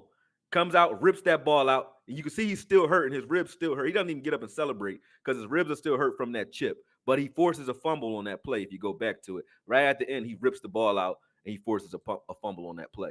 So even in coverage, like a lot of people say, oh, he can cover. I don't know why we think he can't cover. He can cover. Athletic enough to do. The dude can play safety if you want. He's not. Yeah, he can do anything you ask him to do. He can cover. You don't ask him to do it all game. This is like that play, right? He forced the fumble right there again. That's the ball just goes out of bounds. But that's that play, sort of like what I was just saying, where Clark has to go. Micah goes. He's not waiting in there for you to bring action to him. He bringing the action to you. And when you see that in college, it's not like you have to ask for a game plan as to how do we use this guy. You can see how to use him. Yeah. Penn State knew how to use him. This is how you use him because he's making plays everywhere. Yep. Everywhere.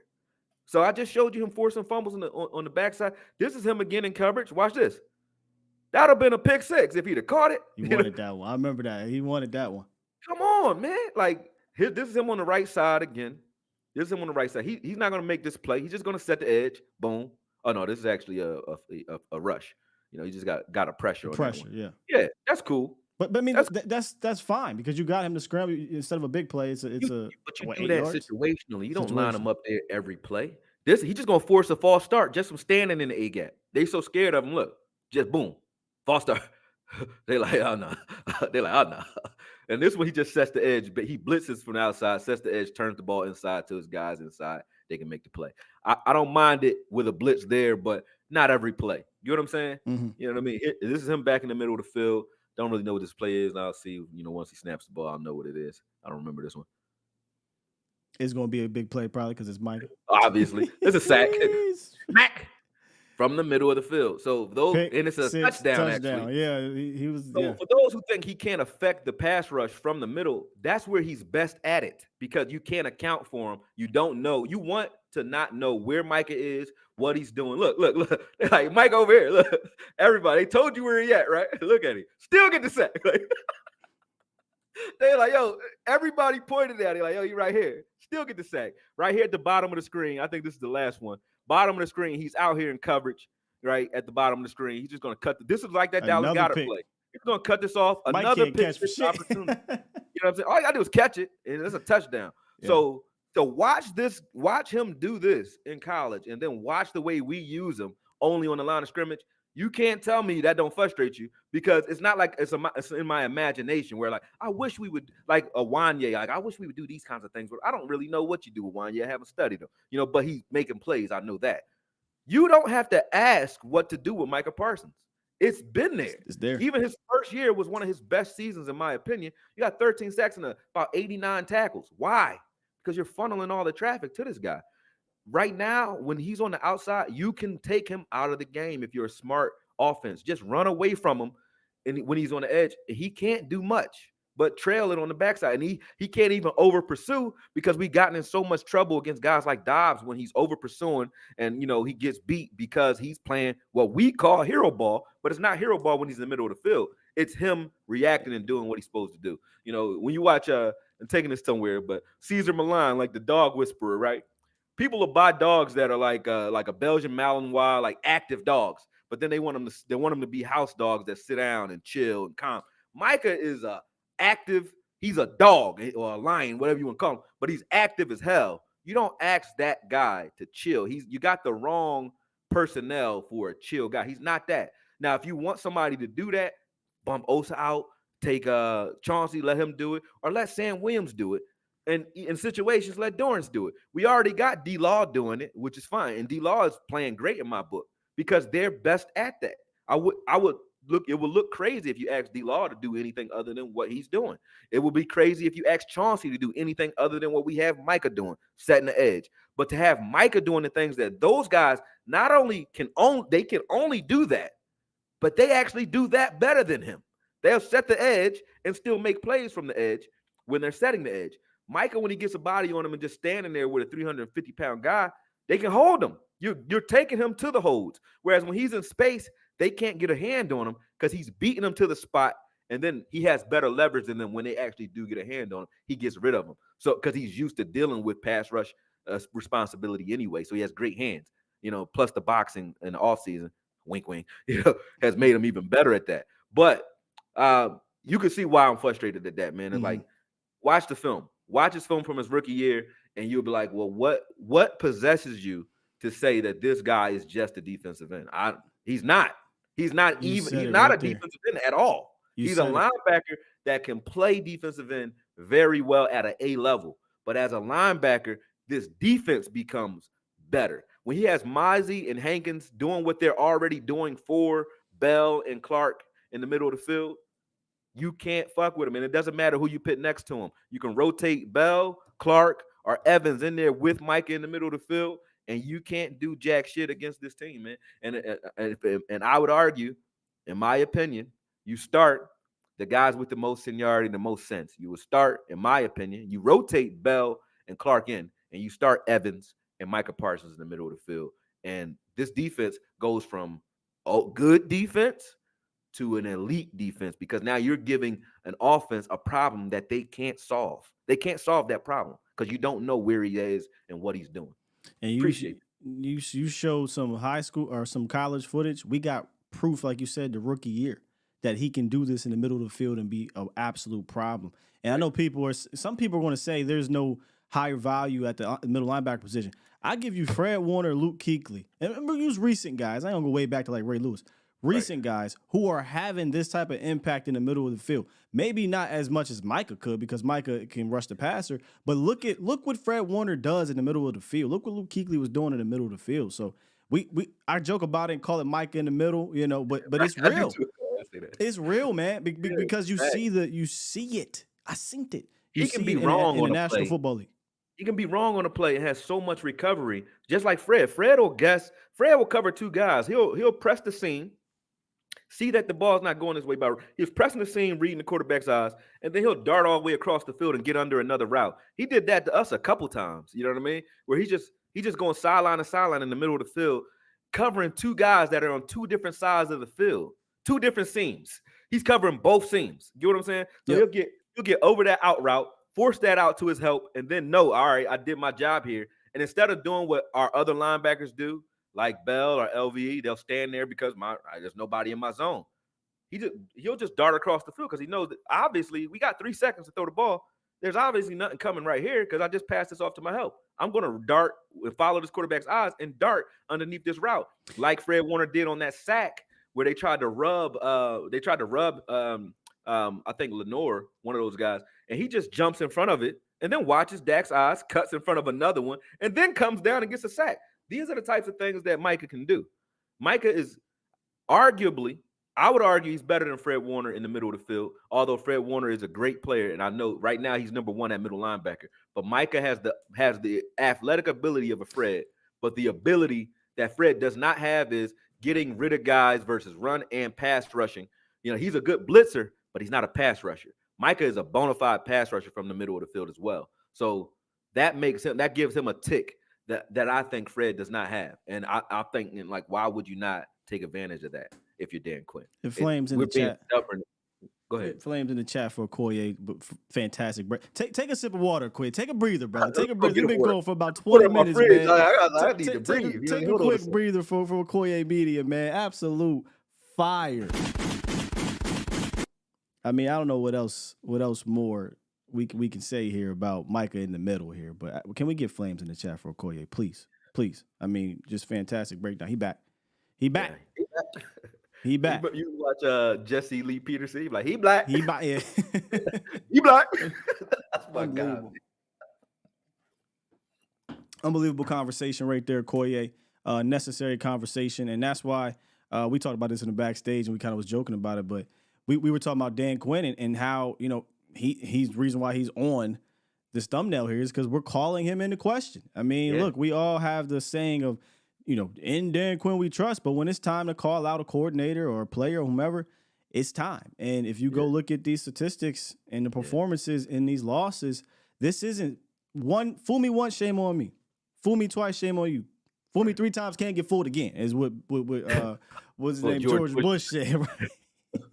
Can't get fooled again. 3 times it's turned into a trend. Yeah, facts. And now it's time to start calling out, you know, the leader of that said group, and he'll call himself out, right? He'll get in there and say, I got to be better or whatever. But now we have to make those necessary adjustments. As we talked about Akoye, we think the adjustments are there.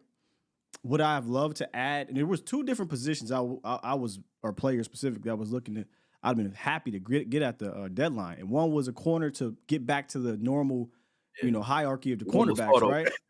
Yeah, Akoye, they thought we hated each other. But the other one was also when I brought up the Neil Hunter. I'm like, yeah, because guess what? Now we can do more things with Micah in the middle because I thought, right? Once again, I think we've been You've been had. Hoodwinked. You've been hoodwinked. Let me tell you. Led astray. Run amok. Let me tell you what we've been hoodwinked about. You brought it up a little bit.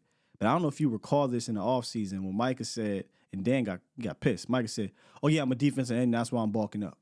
Dan said, oh, stop the break. Put the brakes on real quick. Right. You are a pass rushing linebacker, right?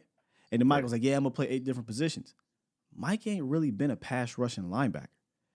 He's been a defensive end that goes and plays some linebacker snaps maybe 8 to 10 times a game. Where I don't care, man. There's going to be people that disagree with us about, you know, Micah being full-time DE. I watched the best version of Micah at linebacker rushing the passer. That's the best version of Micah I've seen, whether it be in college or whether it be in the pros. And I'm not saying Micah ain't an all-pro pass rusher. He is. But he also, to me, could be an all-pro linebacker. I'm just saying. I think he'd be an all-pro linebacker. He's a game changer at the middle. And I know it's about a paycheck with him, but they have to pay Micah as a playmaker. Yeah, he's not getting paid as a linebacker anyway. No, you pay him as a playmaker. And then if they want to set the market if they're saying he's breaking the market, show me another linebacker that can do what he do and they can get his check. But they can't do what he's doing. So it doesn't matter if he's resetting the market for the other teams. They ought to pay linebackers as well. It's not going to be a sliding scale like it is with running backs and so on, because he is that level and he's going to be consistently there at that level. When we talked about Raheem Morris the week before, we were talking about him saying it's Aaron Donald, then a bunch of guys, right? When Micah's on the defensive line, he's all these guys are kind of all equally playmakers. They're all pretty good. We got a better team than the Rams, right? But Micah is, just a good mixture in there. Like, he's A1 at the edge, right? But when Micah's in the middle of the field, he makes these players around him who we argue are good. We know they're good. Bland is doing good. Wilson, our safety group, we have great depth at safety. You can argue that there's safeties better than any safety on this team, but there isn't a group better than this group. Sure. Holistically. You know what I'm saying? So we argue that. But when Micah's in the middle of the field, it becomes Micah and a bunch of guys. That's how crazy he is in the middle of the field. It becomes Micah and a bunch of guys. And all those guys they all will get better, because now you've taken the focal point where on that play where Gainwell scores that touchdown, right? Mm-hmm. The focal point is let's get a body on Bell.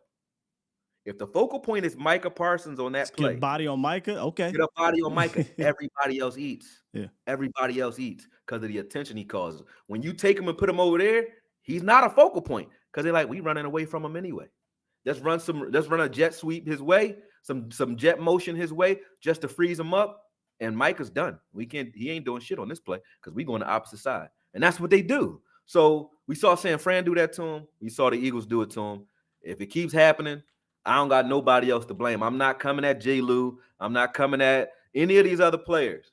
I'm coming at Dan Quinn for not putting Micah where he needs to be effective, man. And I'm not arguing fire Dan Quinn or Dan Quinn's incompetent. Just be better. I'm just a guy on YouTube. I love Dan Quinn, but film does not lie, bro. You know that.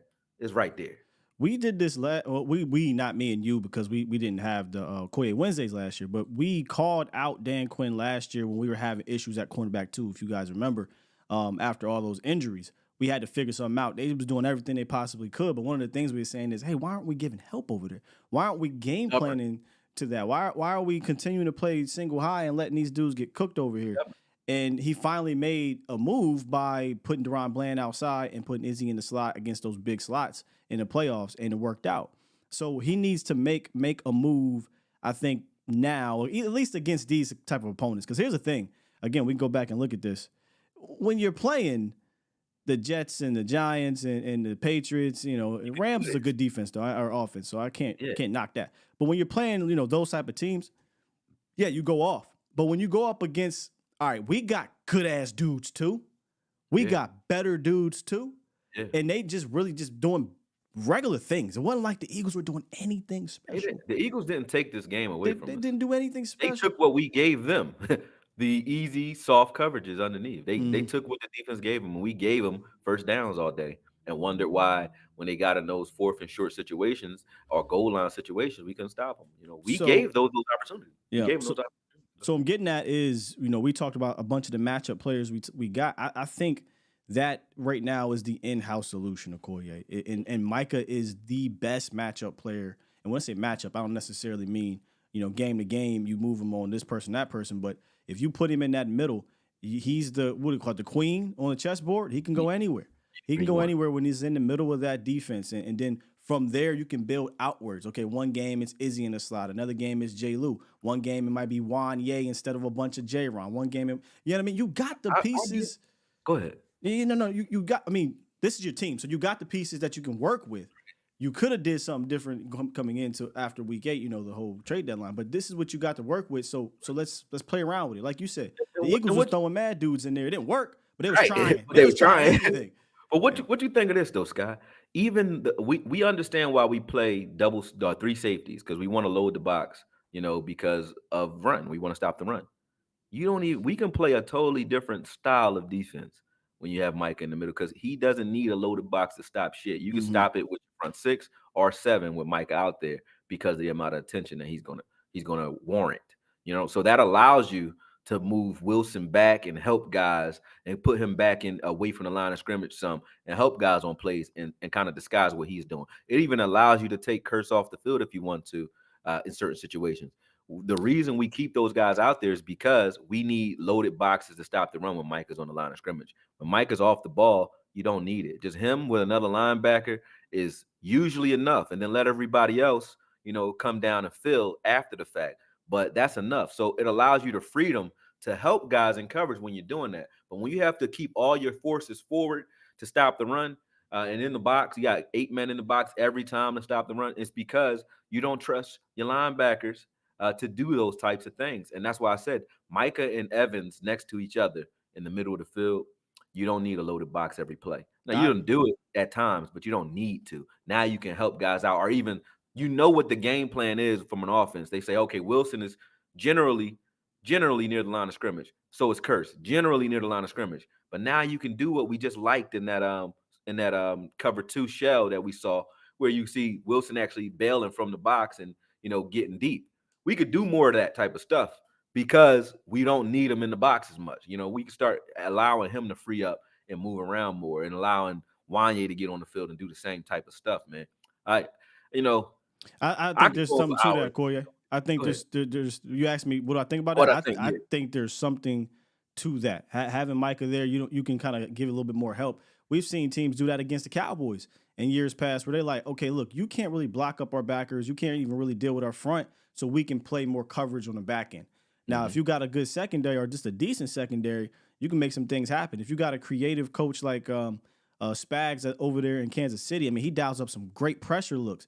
We, for whatever reason, I don't understand why we didn't dial up any pressure looks in this game, and maybe it's because coach was playing scared.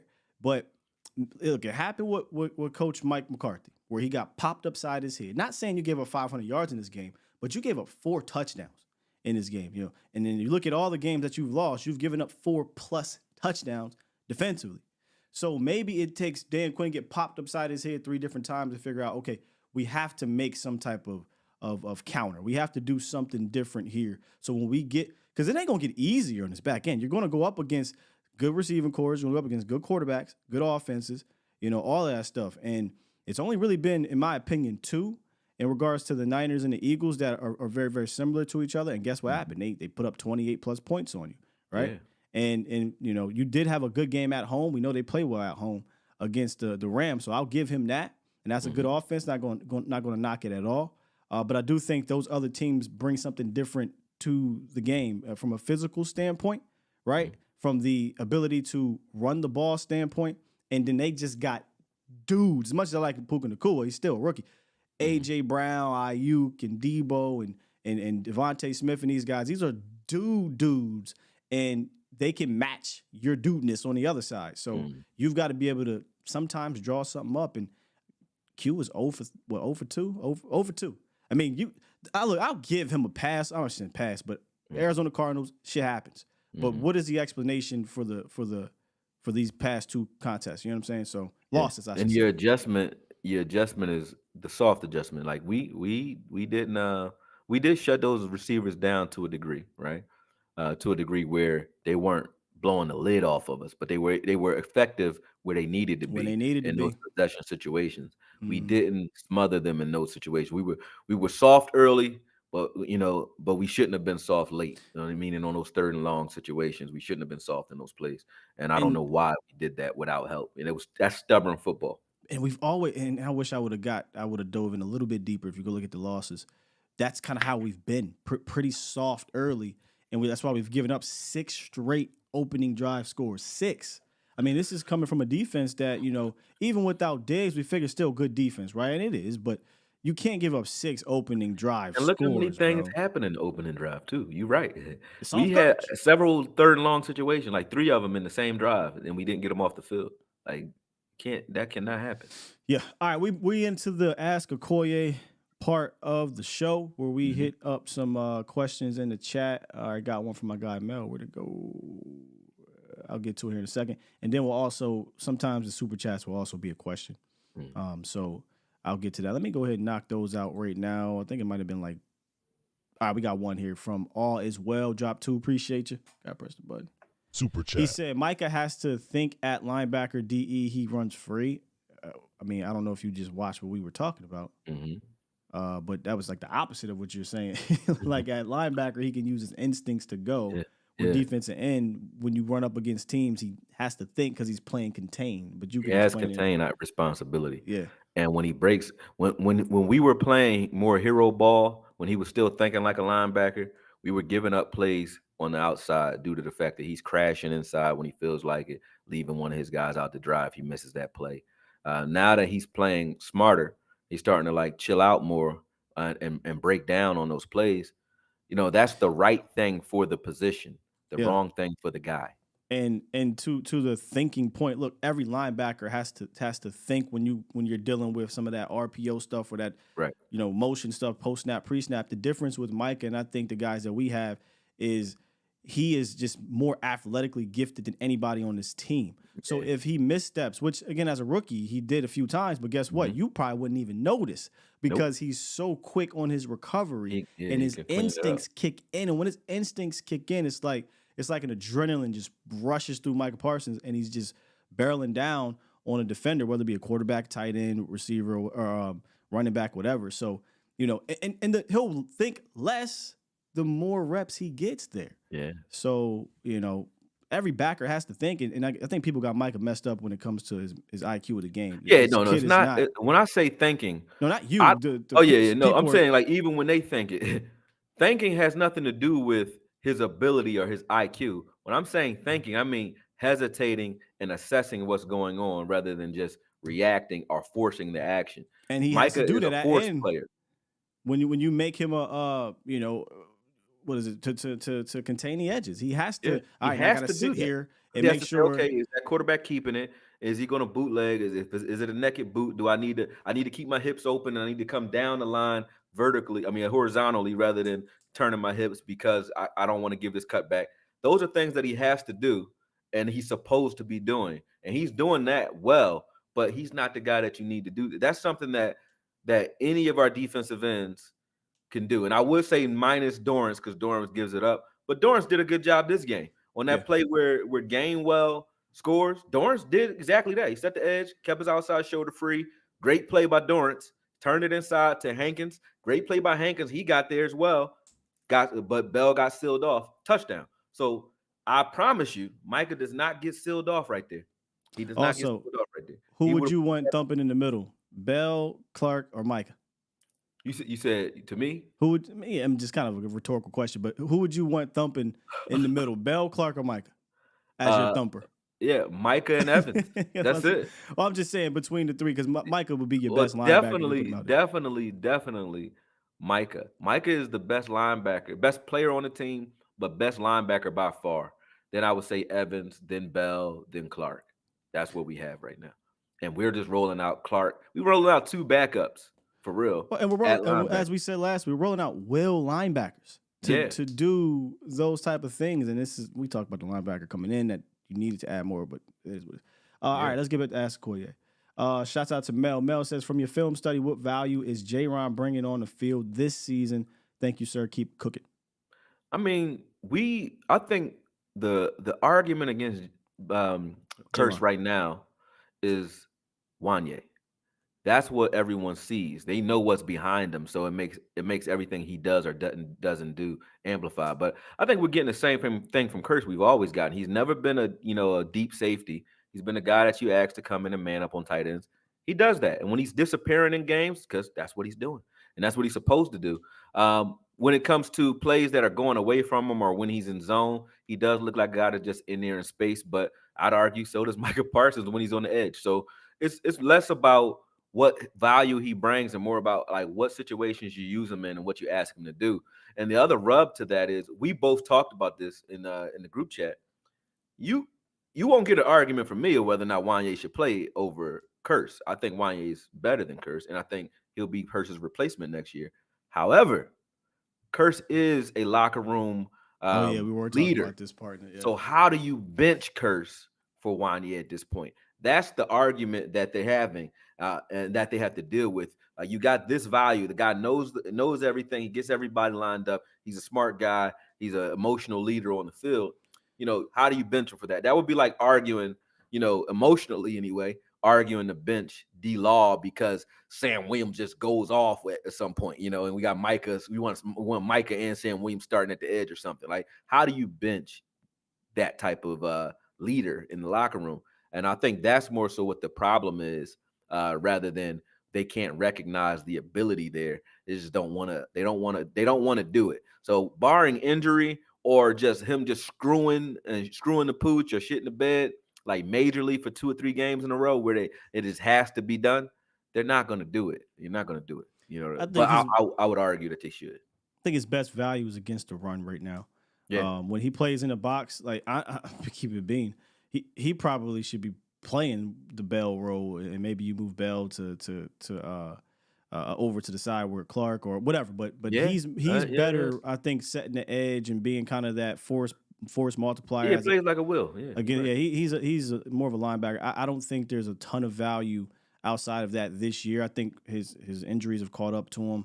The value on the field, I guess, is knowing where to put people and being the green dot guy and things like that as well. Yeah. But he's not the same player he was in 2021 his first year, because the difference then and now is he was making plays.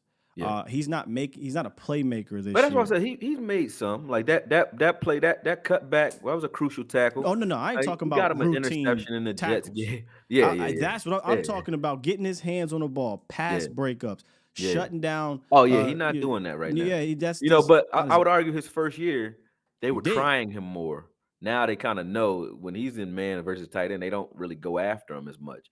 But they were trying him like crazy. I got a reel of him getting worked, but I ain't gonna throw it up because it'll be a hit piece. I do that sometimes. I'm like, I'm not gonna put this out because it look like I'm picking on him. Now he go right on Twitter and try to hit you with the Twitter fingers. But I just will say this: I think the value of him on the field is not what it once was. So that's fair to question. That's fair. And I just think, Wanye just has some explosiveness to his game. He can cover in man zone. He can come down the box. I'd just be ready to see him. Wanye is our best.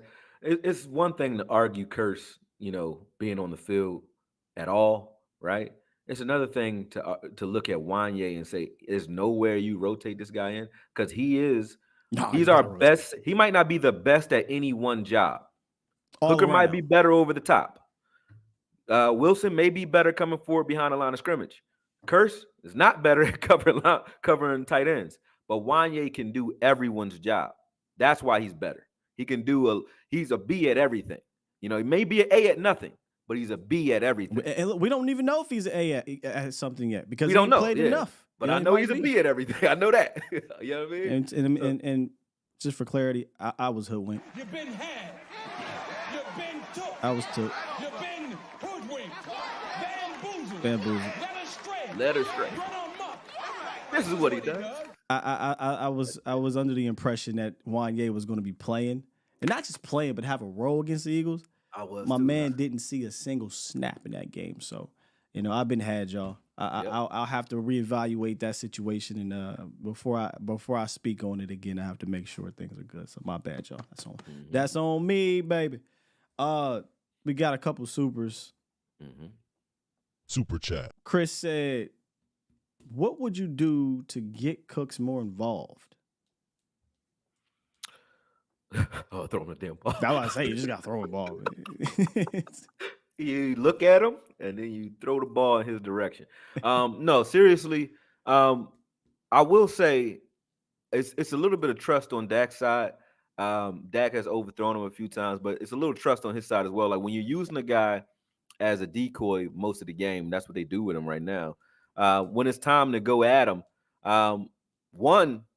Dak hasn't had time in situations where they wanted to go at him. So you got to look at those pressures where there's certain situations where you don't know what's called. So Dak may be targeting Cooks on some of these plays and either gets pressured, sacked, whatever, So you got to take that into account as well. When you get pressured 12 times, sacked 5 times in one game, that's 17 times that you could have been looking at Cooks, 5 or 6 of those, but can't get to that progression due to what's going on, right? So take that into account. And then you also have the offensive coordinator, Mike McCarthy and Schottenheimer, are doing a good job on these double-sided. He'll have 2 sides or 2 rubs on each side. So he has 2 options on a play, where they're running a rub on the left, rub on the right.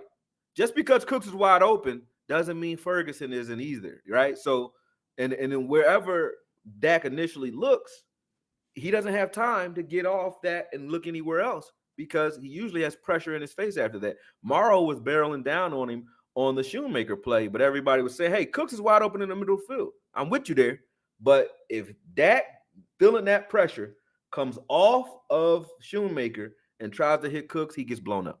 It's over. Well, you can't come off. I mean, that specific play is beat over. But even if he initially tries to throw it there, whoever 41 is, unless he's incompetent, he's knocking the ball down. He's knocking the ball down. So he's in the gap. It's like you would have to throw that ball. You have to float it over him to even make that play, and you're asking a lot. So there's a couple things you got to first protect Dak before you ask that, and then 2, you got to realize that Cooks is a guy that is being used to get other guys open in most occasions, and when you see CD actually rub now, he killed that rub route for Cooks on that play. He really did. CD did a great job, right?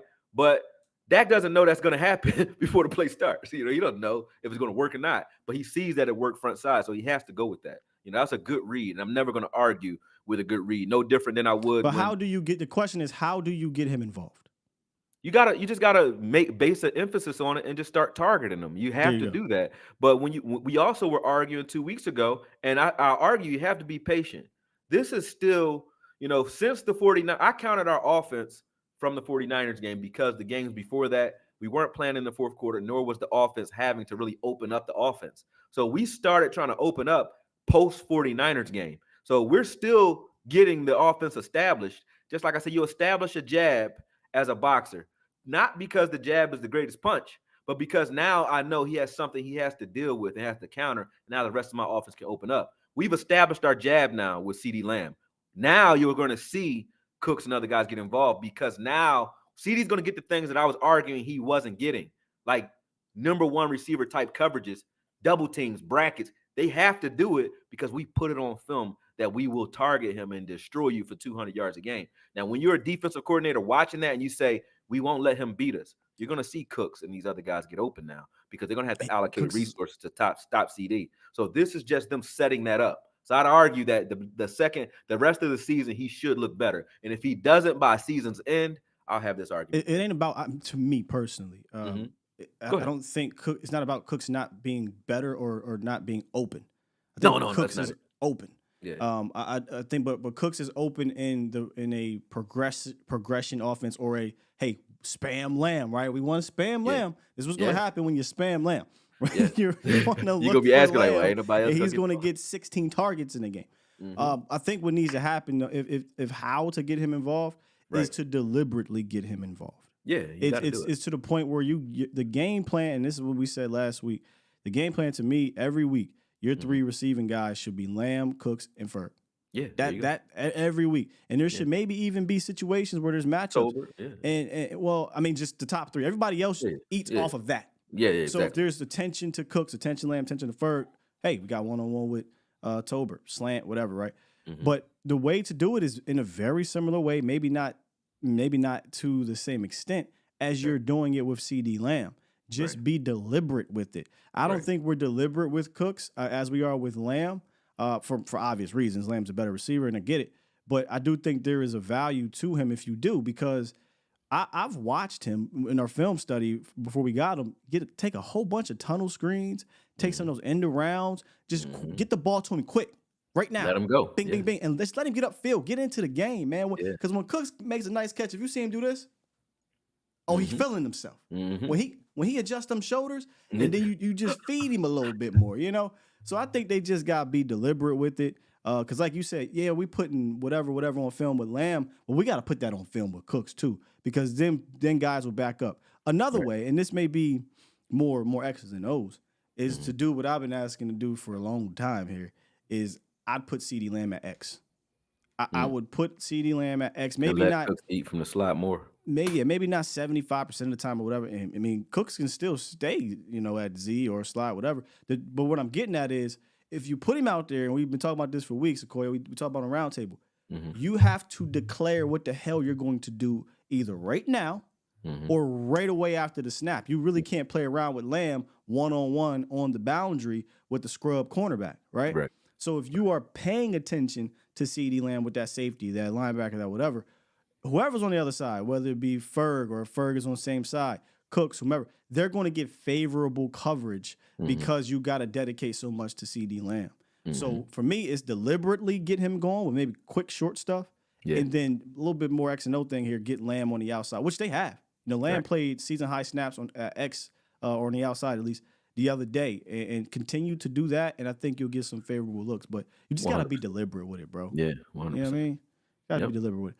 We had another super. I don't know if it was a question or not, so let me actually, two of them? No, one of them. John Phelps. Doesn't look like a question. Looks more like just a statement here. Shouts out to you, John. Appreciate you. Drop 10 said, Dan Quinn has to incorporate a little more blitzing instead of relying on four-man rush all the time. Let me say this. Coming into that game, Dan Quinn's defense blitzed at the 6th highest rate in the league. So it just, for whatever reason, didn't do it in that one. He just didn't do it this game. Yeah.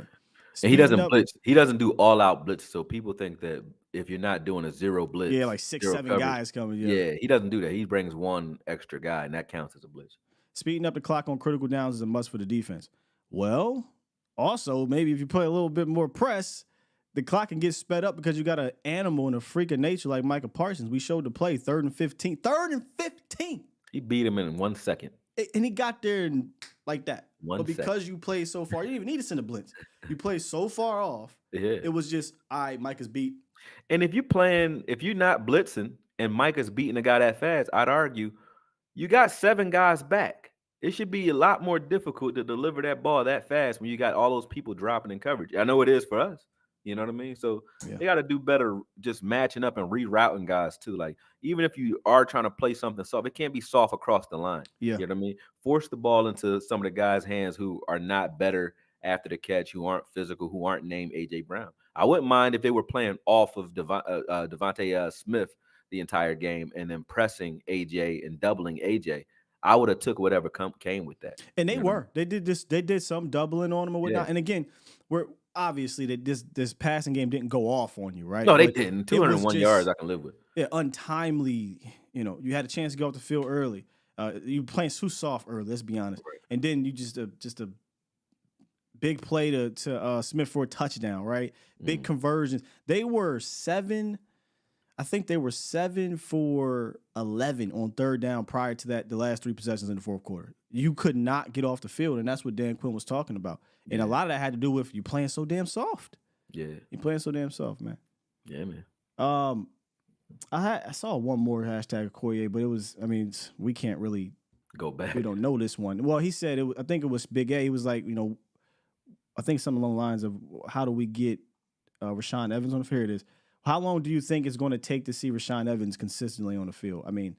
We have no clue. You see a game or two more of Bell getting blocked up like that. Hopefully Dan Quinn just says, hey, let's do it. Someone also said, what do we do when LVE comes back? And I'm like, if LVE comes back and takes over the helm at middle linebacker again, I think I might throw something. Hey, bro, somebody asked this question on the round table, and I was like, look, I just think he's going to be there. Did you hear Dan Quinn's full presser? Yeah, I heard. They asked him about filling in the shoes for LVE. He said those are some big shoes to fill, and he started talking about LVE, and I'm just like, I'm telling you, if he comes back, he's going right back into the middle. And look, I'll just leave it at that. I think he's going to play middle linebacker if he comes back. But Akoye, Stephen Jones said he doesn't even know if he's going to come back at all. I don't think he is. You keep getting the same injury. You got to start thinking about real life. You know what I mean? Playing, like you said, playing with your grandkids, so to speak. So I don't think he is either. But if he did, that would be a morale kill, a buzz kill for me, because I think we have guys who situationally are better than him. I don't think, and I think even when it comes to football knowledge, if you give a guy enough reps, at middle linebacker, eventually he'll know where to line people up too. And if you're giving somebody credit for just knowing where to be because they've been in the position the longest, that to me is not a merit. A reason to stay on the field. Yeah, it's like he knows it better than everybody because he's been there longer than everybody. So give somebody else the reps, and by mid-season, they'll know it just as well. You know what I mean? Sure. And then we won't have, but they'll also play it better. And don't kid yourself. 9 times out of 10, he probably get dinged up again. If it ain't gonna be this year, it probably happen soon. So if for me, I would try to get, if you're not going to pput Micah Parsons there, let's see if we can get Rashaan Evans, ready. Going, at middle linebacker, so he can get back into the swing of things. And then because look, we talked about this a couple weeks ago. If you put him there and get him going, now that strengthens your depth. Now Clark and LV or Bell can get back to doing will things and getting going on that side, as opposed to dealing with these blockers that we know that's not their job or that's not their thing. Great, man. But yeah, I was excited, and I still am excited for what Evans can do. But he has to work his way into the mix. And maybe we're a week or two away from it. I don't know. But we need to see a lot more of him, in my opinion, especially when you can't just be stubborn and say, I like our guys that level when you got guys getting blocked up like that. I like our guys, including Evans, and Evans needs to be out there. You don't, and especially if you're just using them like Jeremiah Trotter on early downs, fine, do that. But he needs to be out there. Last one from Lee. Hashtag Akoye, do you think J. Lou lost confidence or needs time to bounce back from the injury? I don't think J. Lou lost confidence, nor do I think J. Lou is playing horribly. I think J. Lou is a scheme. Bro. a scheme issue at this point, not a player issue. It's scheme with him. Like, because you argued this, and we both know this. When you watch the film, we say, like, when a guy's quiet, you think he's not doing his job, but he's quiet usually because he's doing exactly what he's supposed to be doing. Look up what Cooper Kupp did in the Rams game, and then tell me J. Lou can't play. J. Lou was on Cooper Kupp the majority of the game, and Cooper Kupp didn't do jack shit. So, and then he also did well when he had to line up against Puka as well. So J. Lou is better against the small, shiftier guy. We argued this backstage, and you were right. Izzy is a guy that you bring in situationally, and so is J. Lou. They're not staples. They're situational guys. So the argument is not the player. It's putting him in position to do what he does best or not. And when you're not doing that, that comes down to the coach. It would be like if you asked Allen Iverson to play center and then say, well, he's getting dunked on, so he's not supposed to be doing it. That's the problem, not, can the guy play? If he's playing in roles that he's supposed to be in, of course he can.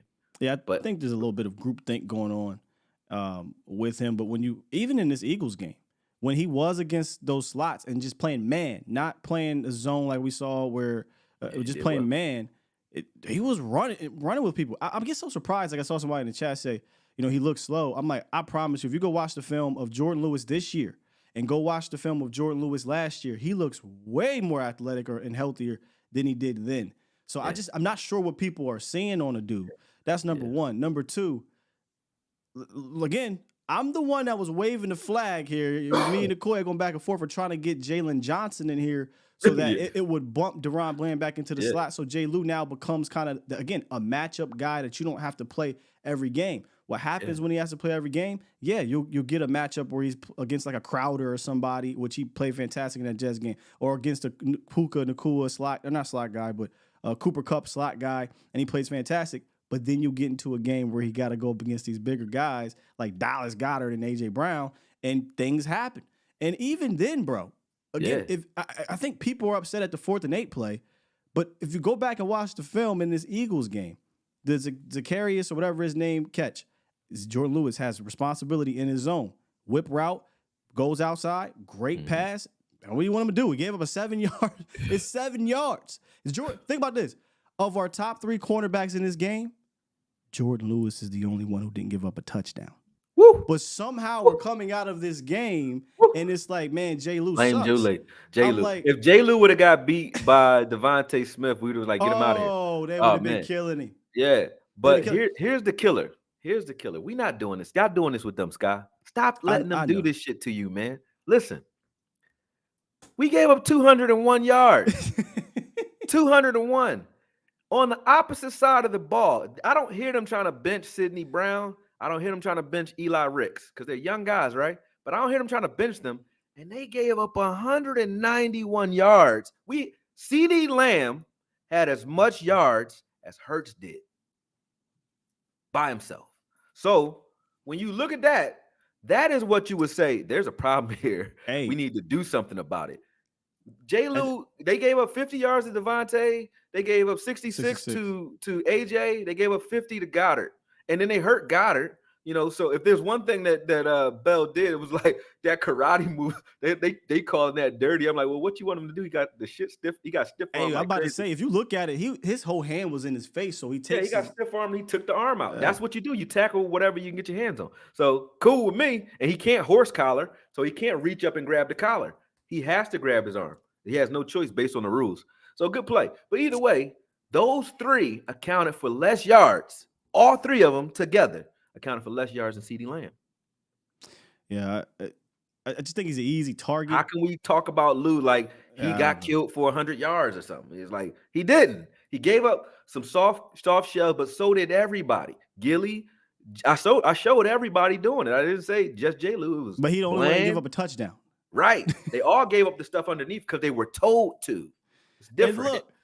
And look, this ain't about like, again, this is your 4th corner. Remember, coming into this season, it's DaRon Bland, Diggs, and it's Gilly, right? Yeah. And J. Lou is your 4th corner in case something happens. Hell of a 4th corner in my opinion. Yeah, hell yeah. That's why I want to keep him around. But it wasn't to the point where it's like, hey, man, if you told me before the season, Diggs is going to go down, I'd have been like, get a damn corner. Right. get a corner. I didn't know Diggs was going to go down for the whole season, but a couple games, sure. Somebody said didn't, and this is again, man, I just think people watch film. I think they get more understanding of certain things. The touchdown in the Rams game, right? Up 38-3, first of all, but up 38-3 or whatever it was, 38-10 might have been. If you actually go back and watch that damn play, he's giving the inside release because he has safety help right there. Yeah. And if for whatever reason, this is why I think Jaron Kearse, bro, he's just not the same. If you go watch the play, they're doubling Cooper Kupp. They're doubling Cooper Kupp across the field. Jaron Kearse is dead smack in the middle of the field. Take the middle away. If he just reads and reacts as maybe a catch and a hit, instead, Jaron gives up the total middle. I don't know what he's doing. He floats the entire opposite side of the field. And if you watch the catch, he's like, oh, shit. And he's trying to make up for it. And J. Lou looks at him like, all right, I mean, okay, I'll take that. And you look, J. Lou gave up a touchdown.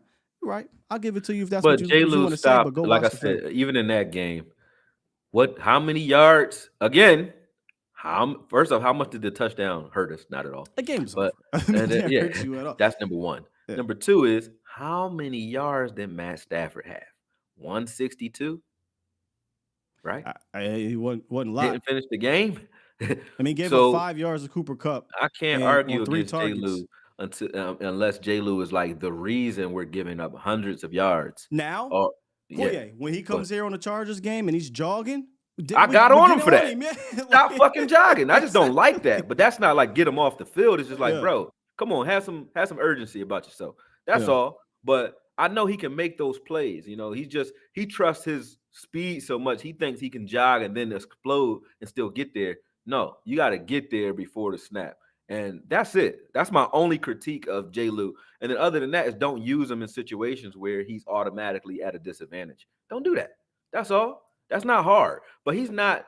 We don't have a poor defense, so there's no way J. Lou could be playing as bad as people are acting.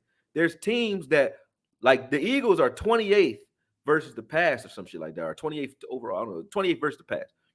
Why? Because those guys are getting cooked. Bradbury is supposed to be an all-pro, right? He gets cooked. J. Lou ain't been getting cooked. No, that is crazy. Cooked. We treat bro like he Bradbury ain't even getting cooked like that. They love Bradbury. They bring him up like he's somebody, but he gets cooked. J. Lou ain't getting cooked. So we got to stop that. I just think we need to do what we just talked about, man. You got matchup guys. Understand that, and move forward like that. Because you're going to get into these matchups where all these dudes may be needed. But a reason why I showed this picture is because you can't. It's Dan Quinn. It's the thumbnail. It's because you said it. Like, don't put these dudes in position where it's a disadvantage. I mean, Dono on AJ, Tyrus Wheat on Keenan Allen, Jordan Lewis on Dallas Goedert. That's a Dan Quinn issue. Yeah. That's a Dan Quinn issue. But if our biggest gripe about bruh is giving up a 4th and 8, catch coming out that game, I mean, I think most people with sane mind would take it. Now, if he was giving up touchdowns and whatnot, we'd be on here frying him. But I think our anger once again is aired at the wrong place. And if you want to put Izzy out there against those quicker corners, be my guest. Let's see if it works. Then, if that's what you think the answer is. Oh yeah, I think he can do it, but that's not the question. The confidence in Izzy? It has nothing to do with the confidence in J. Lou. J. Lou can do the job. You know what I mean? Do I think Izzy can adjust to the role and play it? I really do. And if you really put Izzy out there, if you're forced to do it, do I think Izzy can take Bland's role on the outside and Bland can kick? That's what I think that can happen too. See. Yeah, I think that makes us better instantly as well. So, especially if you just put Izzy out there with some help and then go from there. But to say that J. Lou just ain't it, that's not true. He's not. He hasn't. I mean, he's not a star. I mean, what? No. He's a fourth corner that is done he's solid job as a fourth corner. 5'10", fourth corner who plays like one, who can make plays if you play with him. But he's not a shutdown guy by any means, and nor should anybody hold him to that standard. So he's playing better than guys who are supposed to be shutdown guys, though. Like I said, Brad playing better than Bradbury to me. He playing better than every corner not named Darius Slay on the Eagles. Every last one. He's playing better than all of them. Yeah. Ricks, Sidney Brown, Bradbury, he's playing better than all of them. They would take J. Lou if we cut him today. Oh, 100%. In a heartbeat. In a heartbeat. Hey, I'm up against the clock. I didn't even realize it, man. I got a meeting at 11. Hey, this was fantastic conversation. We could talk ball for 3, 4, 5, 6 hours, bro, about every individual player, every aspect of the team, man. It's a joy, absolute joy talking to you, brother. Let them know where they can find all your breakdowns, your fantastic breakdowns, and your content. Appreciate that, everywhere. Man. Yeah, definitely, right here on YouTube, Akoye Media, Akoye Media on YouTube. Definitely follow there. Follow me on Twitter, IG, you name it, I'm there. For boxing content, for those of you who like boxing, I'm on YSM Sports Media. Just type in YSM Sports Media, Akoye, and all of my videos will pop up on his channel as well. So, you can find me in those places, man, and expect more of it here as well, man. But Sky, as I say before, man, the chemistry here can't be denied. I have more fun doing this show than any other show. So I appreciate, talking the shit with you, man. Because you ain't no yes man at all. Nah. And at the end of the day, you'll fight me over the last biscuit. You don't give a fuck. That's how we met, bro. We roll around on the floor, man. I like that. So I appreciate it, and you keep me sharp, man. So let's. I was just about to say that you keep me sharp and you make me look at things differently. I know I can't come in here and play it. If I say something crazy, like Scott, like, well, I disagree. I'm like, oh, here it go. It's coming. Here it go. We about to go at it. I'm like, you want to do it? You really want to do this right now? Let's go, motherfucker. So we be going at it. So you like our guy? No, I'm just playing. Let me press the button. That was a classic one. We ain't had one in a minute though. Yeah, that was good, man. It's a minute. That was a showdown, man. I was like, damn, like we going at it. But I had fun with it though. That's what I said. Like, you make me prepared. I'm like, I gotta be prepared. God knows shit. And he'll be pulling out shit that I don't even think about. Like, well, statistically, but that was he's giving up 7.3 yards. But I'm like, damn, I didn't even fucking know that. But okay, you know what I'm saying? You're wrong, Akoye. He only was in 10% of the time. Like, I don't fucking know that. We out. You're killing me, man. Peace.